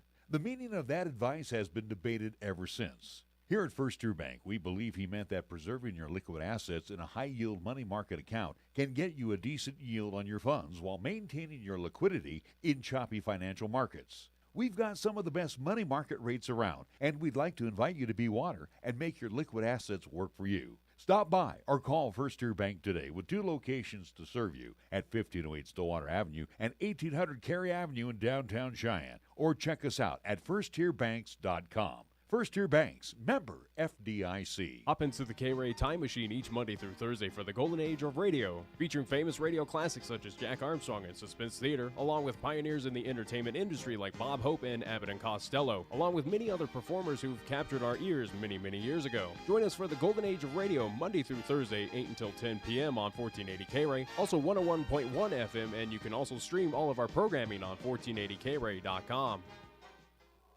Winter driving in Wyoming. Are you prepared? Winter storms strike quickly across Wyoming's high plains and the mountains. When they do, driving conditions can deteriorate rapidly and become very challenging. Make sure your vehicle is ready for the elements and you have an emergency preparedness kit available. Driving on slick roads, always remember slower speed, acceleration, steering, and braking. Also turn off the cruise control and always buckle up. Ice and snow. Take it slow. Know before you go. For travel info, call 511 or online at wildroad.info. Paid for by Federal Highway Safety Funds. Here's the latest weather forecast on 1480 K-Ray. Otherwise, for today, sunshine and breezy. Expected daytime high near 26. Winds out of the west 10 to 20, gusts to as high as 30. Mostly clear for tonight. Lows will be into the mid-teens. Tomorrow, Wednesday, we're calling for partly sunny in the morning. Then gradually becoming sunny in the afternoon. Breezy conditions. Look for a daytime high near 35. And for Wednesday night, mostly clear and blustery. Our low down to 21 degrees.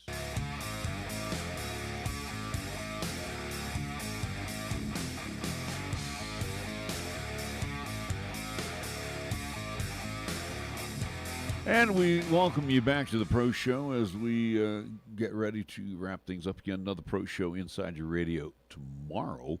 That'll be from 11 to 1. We'll get a chance to talk more on the regional side as well as the pro side.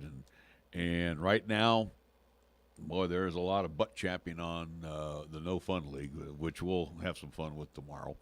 I don't know if it's fun because, again, what happened in that NFC Championship game does not reflect what the true reality of that game should have gone. The second half of the AFC game was an app.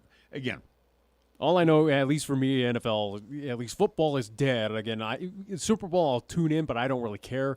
Again, it's we have no horse in the race. Yeah, again, after what happened in the NFC, again, the 49ers just, it is what it is. Hey, but you want the good news? Pitchers and catchers report in 2.5 weeks. It's hockey season right now. Vegas is doing well. So thankfully, it's baseball season. It's still hockey season. Vegas is doing well. So.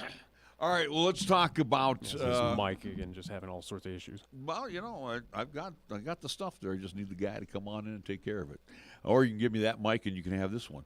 No. Let's see. But anyways, again, as I was mentioned, again, with hockey still in action, we'll talk NBA notes very quickly as well, too. Go probably into the LeBron just temper tantrum that he had on the court. That was ridiculous. But, yeah, again, a lot to talk about. LCCC, I think we'll also, too, talk about. They had at least potential game this weekend against Casper Thunderbirds and Lady Thunderbirds that got postponed, which kind of leads into our county teams for Pine and Burns. They got hit really hard with the weather as well. Again, those roads were a mess out in the counties we mentioned yesterday. They had to postpone a lot of their games for varsity, so not a whole lot of action basketball-wise for, again, Burns or Pine in Class 2A, unfortunately, just due to, again, the conditions here in the state of Wyoming and the roads out there in Laramie County. So it is what it is. LCCC, do want to mention again, was in action at home against Western Wyoming. We'll probably talk about that tomorrow. Big win for the guys. Surprising loss for the women at home. Their first loss against the Lady Mustangs out of Western Wyoming. But we want to move on, at least and talk here for the remainder of the hour. I did put out a note to the owner of this team, and we'll talk about the Gym City Bison. You mentioned baseball, which, again, baseball was approaching fairly quickly out here in this part of the world, again, with the situation with 4 months away. With the Western Nebraska Pioneers, again, their move away from the Independence League. Again, we no longer have the Casper Horseheads. It's now the Casper Spuds, but, you know, it's something that now with the Gym City Bison, us and a lot of fans, a lot of people got caught off guard of recent news that was passed along on the Facebook side. And again, too, I'm very ticked off. You might want to tighten it right over here on this other side. I'm ticked off about this because, again, here we are. We've got an ownership group in place last year. We've brought these guys in here, numerous times to talk about the Bison. They're excited about being in Laramie. Then one of the ownership leaves, and then you're kind of like, oh, this is just a mess. And then somebody else steps in to take over the ownership. And what do they own the team for what, a couple of months, and boom, they're gone?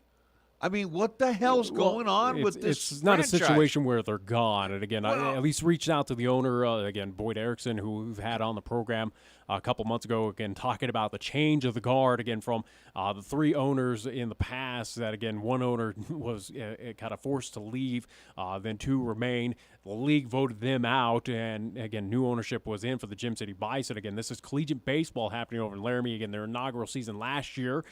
Again, not a success is what they were hoping, but they kind of realized, that ownership group in the past realized, hey, it's developing, it's going to come with time. You know, this new ownership group right now, again, hopefully we'll have that opportunity tomorrow to bring on Boyd Erickson or at least talk with him about this. But, again, via a Facebook post, Gym City Bison basically said, hey, in 2023, we're going dormant. We're going dormant. There's no baseball happening at Cowboy Field, and 2024 is a possibility. And who did that here locally? They were going dormant. The Cheyenne Stampede. Yeah. And then it was never gone. returned, yeah. And again, too, it tells me by going dormant that it's up for sale. And here's the other part of that equation. Whether the community of Laramie, whether the community of Laramie or Albany County, you know, again, because you need sponsorships, whether they're not on board with the Gem City Bison, I don't know. Well, it seemed like, again, from last year, they had good sponsorships out there. Again, they made that charge in the preseason to get folks on board for the inaugural season for the Gym City Bison. And so, again, obviously this is all speculation and assumptions on your behalf and, again, mine as well, into what happened, again, until we have that opportunity or, again, get the full details from Boyd Erickson on the decision. But, you know, again, what was it? Ticket sales? Was it, you know, funding? Volunteers, players, coaches? Is it, you know, sponsorships from businesses out there in Albany County or, again, Laramie in general? Again, one can only assume at this point in time, but it's an unfortunate thing where, you know, here we were, you know, months ago, a year ago at this point in time with that previous ownership group saying, hey, we're here to stay. This is not a fly-by-night business. And now all of a sudden here, as we're approaching year two, or what could have been year two of the Gym City Bison, now it feels like it is a flash in the pan, and that's an unfortunate thing where, again, it felt like it was doing this Independence Expedition League, whatever, this collegiate baseball that was happening in this Rocky Mountain region. It felt promising. It felt hopeful. Again, it was something as an alternative that we haven't had in quite some time, and a possibility to happen here in the city of Cheyenne. again, it's just kind of upsetting, and it's disappointing that now we see a team that sits dormant. Again, will it go away? To be determined. Will it return in 2024? Again, we can only hope for, but it's worrisome that here's the deal. Over in Laramie, first off, Cowboy Field, not a bad facility. Seating, absolutely. If you like sitting on cement, great, terrific. Second of all, let's look at Western Nebraska.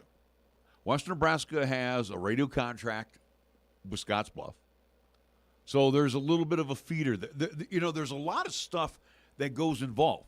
And again, those that are becoming owners, and it's no different than me becoming owner of this business. Again, I got kicked in the teeth here first couple of years. If you're going to come in right away into ownership and think you're going to make a pile of money, it's not going to happen. You're not destined to be a business owner if you think that. Again, you got to realize that you're going to compass a lot of losses. And you're not going to get radio over in Laramie. No. I don't care who's to be at least front and at least open. Where again, I don't think we've discussed this. Where again, that previous ownership group did reach out and wanted us to do a few of our at least their games. Hey, we have a commitment with Post 6. Yeah, it's gonna be impossible. And Laramie, nothing to, again, David Settle. Again, he's more focused, same with us, with the Laramie Rangers. Yeah. So it's something that, again, that takes precedent of the local stuff compared to, again, this collegiate team where, again, you got players from around the nation. And again, we know how teams like this operate. Even look to our community college with LCCC of, hey, if you don't have a local star a part of this team, local folks don't really turn out because we don't care. We're more concerned of what's happening here of Cheyenne, Laramie, or again, Wyoming citizens, athletes that are competing in this various sports. So, again, with the Gym City Bison, again, there was a lot of promise, a lot of hope, and a lot of potential. And now it kind of turns into a dark cloud of, will this team return? After going dormant for a season, can it return? Will these sponsors that, again, were out there, were these season ticket holders, were these fans, whether it was from Laramie, whether it was from Cheyenne that made that trip on over in the summertime to go watch these games, will they return after, again, a dormant season, they step away and attempt to come back in 2024? I don't see it, and I think this is the beginning, unfortunately, of the end for Gym City Bison and collegiate baseball happening here in Southeast Wyoming, that I don't think you return just due to the fact that you can't take an off year because you're going to be an afterthought. Well, and again, let's go back and look at the particulars here. Albany County and Laramie, does not have television. They get Channel 5, all right, or Casper. They have a newspaper, got a daily newspaper there, or however many days they do it now. Yeah.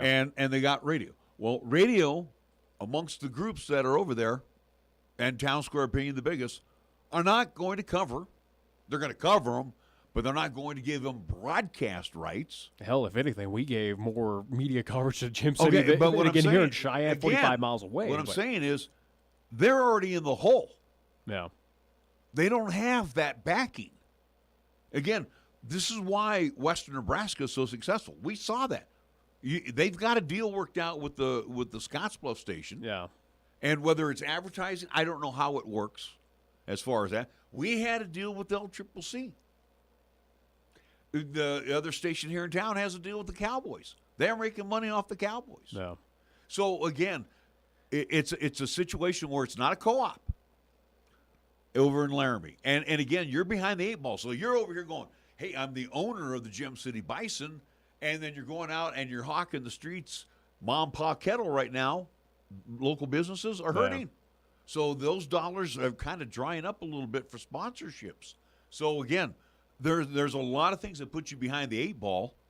And well, I think this recent announcement of them going dormant for the 2023 season, again, who knows the factors. And there's a lot of intangibles. Well, again, and hopefully that is up to, again, the conversation with Boyd Erickson. Again, if he will, again, he has an open invitation. Again, I messaged him earlier today to come on our show and, again, discuss what happened or at least the situation. But this is, in my opinion, the beginning of the end where, again, that franchise, I don't think returns. I think, again, similar to what we saw with the Stampede going dormant, where they try to find new owners and they try to broker a deal with the city of Cheyenne, again, the Ice and Event Center. I don't see it. I really don't see this team, unfortunately, coming back. Now it puts that Independence League behind the 8 ball, where, again, look to the Independence League now.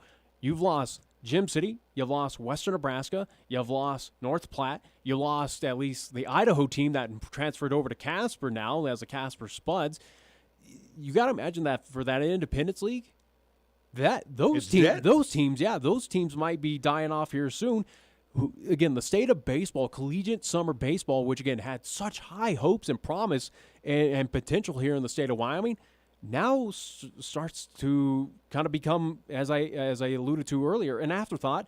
Again, you got to imagine for that Casper squad, again, hopefully they do best and hopefully fans show up there in Casper for that new franchise that is no longer owned by Chuck Heeman. But after this season, you got to imagine the Spuds, who knows? They might go away. And again, collegiate baseball, where again it had high hopes and potential, now goes back to the state it was a couple seasons ago of nothing. You're missing the whole deal. You know what the key to this whole thing is for being successful? Cheyenne. Yeah. Cheyenne has not ponied up to the bar. This city, again, and again, not taking anything away from our Legion programs and our women's fast pitch, but again, we are the hub. We're the 80-25 hub. Yeah. And this city will not bend over backwards for any type of ownership to come here and start a team. And again, we've known that with the Expedition League or now the Independence League, and again, with our conversations with Chuck Heeman or again, commissioners of those leagues, that, it's something that Cheyenne was that hub, was that big get of they wanted it, they needed it, especially to expand down to Colorado, get those fans involved, where, again, at least Colorado, they're starting to see a lot of those collegiate teams pop up left and right and have success. Again, we know, I do believe as close as Greeley with Northern Colorado, I do believe the Owls, they're, again, that team recently popped up and they're playing in a Colorado kind of collegiate league right now. It's something that, Cheyenne dragging its heels right now to not accept, and again, know that teams want to come in here, or at least leagues want to come in here, kind of does spell the end, or at least kind of is killing without doubt. And here's the deal, these too. leagues and these teams around us. See, again, we're been there, did it, done it. When the Mountain Collegiate Baseball League was here, Cheyenne, Greeley Grays, Fort Collins Foxes, Laramie Colts, okay? Not a bad operation back in the day, but the thing was you can't draw 50 people to these games. And it was good college baseball. Yeah. I know, been there. I called the games. But the thing is, if you're owning the team in Laramie, the Gem City Bison, and you sit out and you look at the crowd, and it doesn't matter what team comes into town, Western Nebraska Pioneers, whoever comes into town, but if you only got 50 to 100 butts sitting in there in Cowboy Field, and you get more showing up for the Rangers, or you got more showing up for Post 6, kind of defeats the purpose of owning a team. Well, and again, also too adds into the intangibles, where again we know, at least for our kind of partnership, and I use air quotes on that one, but our partnership with the Gym City Bison, again, with the coverage that we gave to them, and again, happy to do it. Again, love covering, again, the regional teams, again, kind of spotlighting, where again it's kind of a jealousy thing of, damn, I wish we had something like that here in Cheyenne, or at least we had some of these additional, at least semi-pro or whatever kind of sports here in town. I think we deserve it. But it's something that, again, we received free tickets to give away, which, again, we did to a lot of those games. Again, who knows how many other folks got free tickets, or, again, we're attending for free to get out there. Again, liberties could have been made. Again, that's just probably more of the intangibles of, again, did the costs outweigh of the revenue that was coming in, whether it was concessions, whether it was merchandise sales, whether it was, again, ticket sales for these contests. The other intangible as well, too, and we saw that a lot last season, and it happens with Laramie, especially in the summertime, where we know in this part of the world of the summertime, coming off those mountains, thunderstorms. Thunderstorms played a massive factor throughout that entire season, where a lot of games got either canceled, postponed, or delayed. It was, the weather played a massive factor in Laramie, which, again, those owners of the past, current owners as well, too, should know that, again, weather is unpredictable in this part of the world, and especially when you play those late afternoon games, expect thunderstorms. Well, again, I don't think whoever comes into the ownership group, or if they even come back into play next season, are going to be successful. And again, I look at our own Cheyenne Grizzlies. I know how much it cost at that time to, get the franchise. Yeah. I'm a guy who looks at nickels and dimes, so I know exactly what you have to make money on. You're paying staff. You're paying, again, you got to imagine they're paying for the field at Cowboy Field. Or this was at Pioneer Park back in the day. But I'm just saying, again, Grizzlies. for Gym City Bison, though, you're paying for Cowboy Field, you're paying for staff, you're paying for your players. You're giving stipends out to host families. Again, you're not getting any parking money. You're not getting. You might be getting some concessions. I don't know. But again, I think if anything for the you're Gym City trying to Bison, make money off tickets. For the Bison last year, no, I wouldn't even. Well, tickets to an extent, but I think a lot of them, and give credit to the Erickson family, or at least to what Boyd was able to do of the design work with the Gym City Bison. Beautiful logo. Thought the jerseys were, encompassing of the brown and gold as much as, I'm not a fan of that color scheme. But either way, though, it embodied Laramie. Again, it was a beautiful logo. And I think merchandise for those jerseys, they sold, and I have one. Again, it was about an $80 price. Saw a few folks around Laramie have one as well, too. I think they kind of held their hat on merchandise sales that seemed to do pretty well, where, again, not so much in Laramie or Cheyenne or, the Cowboy State. You saw folks on the social media side buying it from around the nation that were interested of who the hell is this and why do you have such a beautiful logo? So either way, though, again, a lot of intangibles, a lot of question marks, but plain and simple, again, in my honest opinion, and I hate to say this as much as, believed in this franchise, hope it would kind of turn away the naysayers that thought, oh, this could not work. Well, right now, in my mind, I slowly become one of those naysayers, especially just with this recent announcement on the social media side that, they're going dormant here in 2023, that this spells disaster. This spells that I don't see in 2024 we have collegiate baseball in Laramie, and obviously we don't have it in Cheyenne. And who knows in 2024, do you have collegiate baseball at all in the state of Wyoming? And that includes the Casper Spuds team. Here's where I'm at. You've got to have minimum, and we saw that in Scotts Bluff. You have to have minimum 500 people show up, and they did that easily. Yeah. And even when Chuck had to, during the pandemic, had to mark off seating, he still was drawing crowds. So you have to have every home game 500 or 1,000 people, probably just to break even. Like you said, you make your money off your merchandising. But also, too, I also blame this city, Cheyenne, Wyoming. I blame this city for causing a lot of these problems because of their steadfast feet in the ground, digging in the hole that, no, we're not going to do anything. Look, it's a city that, we've had how many outcries? We have city council members, which, who knows if they're being truthful with us. But, we've had how many voices come up to the plate and say, we need a rec center. And we still can't get that done. We now have to look to outside funding right now. And, same with the baseball stadium, same with the event centers, same with this or that to get any of these teams or leagues or whatever here to town. City's going to basically say, don't care, don't want it. Someone else go take care of it for us if you really want it. So that's kind of the unfortunate thing, that city is not progressive on this, or at least does not think to the future and does not, look to what potentials could be coming out of leagues or teams or whatever this and that benefits here to the city of Cheyenne. So yeah, it's a little bit of an issue. So it doesn't surprise me from a city that still has yet to have a rec center where you look to every other major city in this state, Gillette, Casper, Sheridan, all seem to have rec centers. All seem to have these innovative facilities that are bringing in teams. Casper with baseball.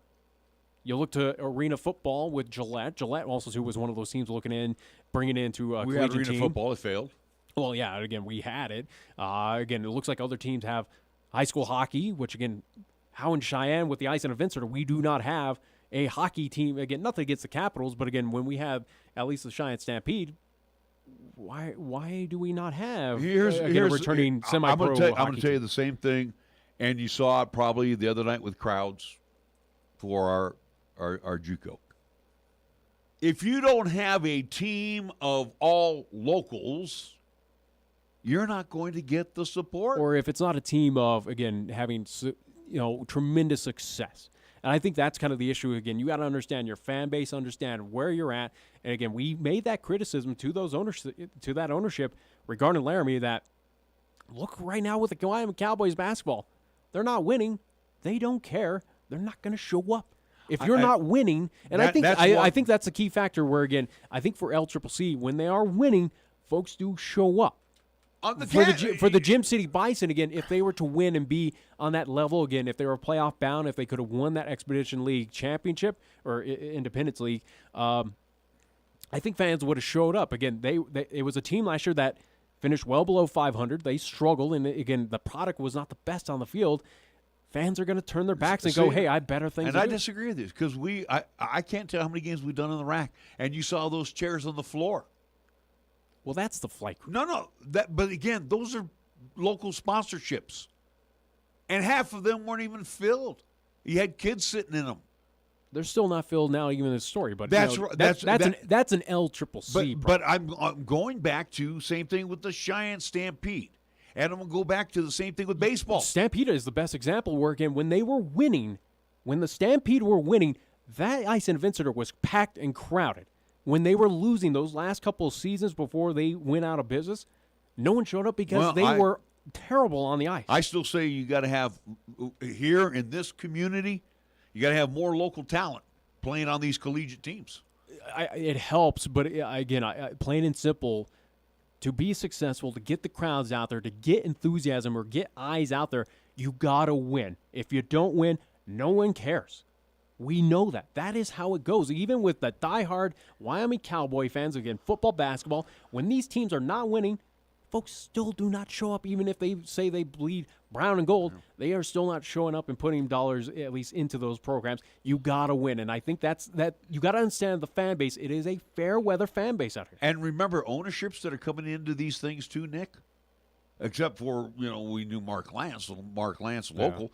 But again, Chuck, he's an outside owner. The group that took over Laramie and currently now, they're outside ownerships. If you're not a local, matter of fact, I remember when Ron Cayley had the Cheyenne Grizzlies. I mean, again, Ron and his family been here for a long time. Still, even local ownership. It was okay in the beginning, but like you said, they started losing, and again, did not have a lot of local talent on the team. People didn't show up. And again, after 4 or 5 seasons, they said, stick a fork in us, we're done. Yeah. So I still think there's a lot, like I said, there's a lot of intangibles that I don't have the schematics for. I don't have the smarts for. But again, I can say this. For the Mountain Collegiate Baseball League, Cheyenne was the key. Yeah. And basically Cheyenne said, no, we're not doing it. And that's why it's all falling apart. Because again, we look at here's Wyoming. You got Nebraska, Utah, North Idaho, Montana, South Colorado. We're the hub. And we don't care. That's just it.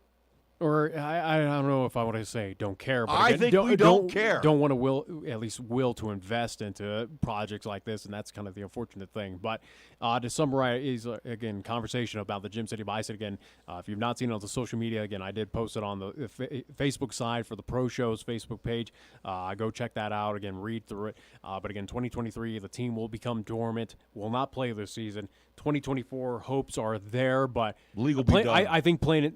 Well, again, we'll see that for the Independence League, I think that this spells disaster. But I think for the Gym City Bison of the nearby franchise for us for summer collegiate baseball, even with it going dormant and the promise, or at least the hope of coming back in 2024, that also too spells disaster. That I think, plain and simple, in my opinion, I don't expect Gym City Bison suiting up in 2024. Put a fork in them, they're done. Yeah. And the Independence League, put a fork in it, it's done as well. Unfortunate, yeah. All right, that's going to wrap things up. Are we ready to rock and roll out of here? All right, we'll be back at it again tomorrow. Get a chance to talk a little bit on the regional side. Obviously, Wyoming Cowboys, LCCC, and, of course, we'll check with the National Football League and NBA and National Hockey League, baseball, all kinds of good stuff coming up here tomorrow as well. So thank you for joining us. For Nick Proietti, I'm Larry Proietti. That wraps up the Pro Show for a Tuesday. We will have this program re-airing today at 4 o'clock, so do join us if you missed it here this morning and this afternoon. So again, 4 until 6 right here on 1480 K-Ray. We now return to regular programming on K-Ray.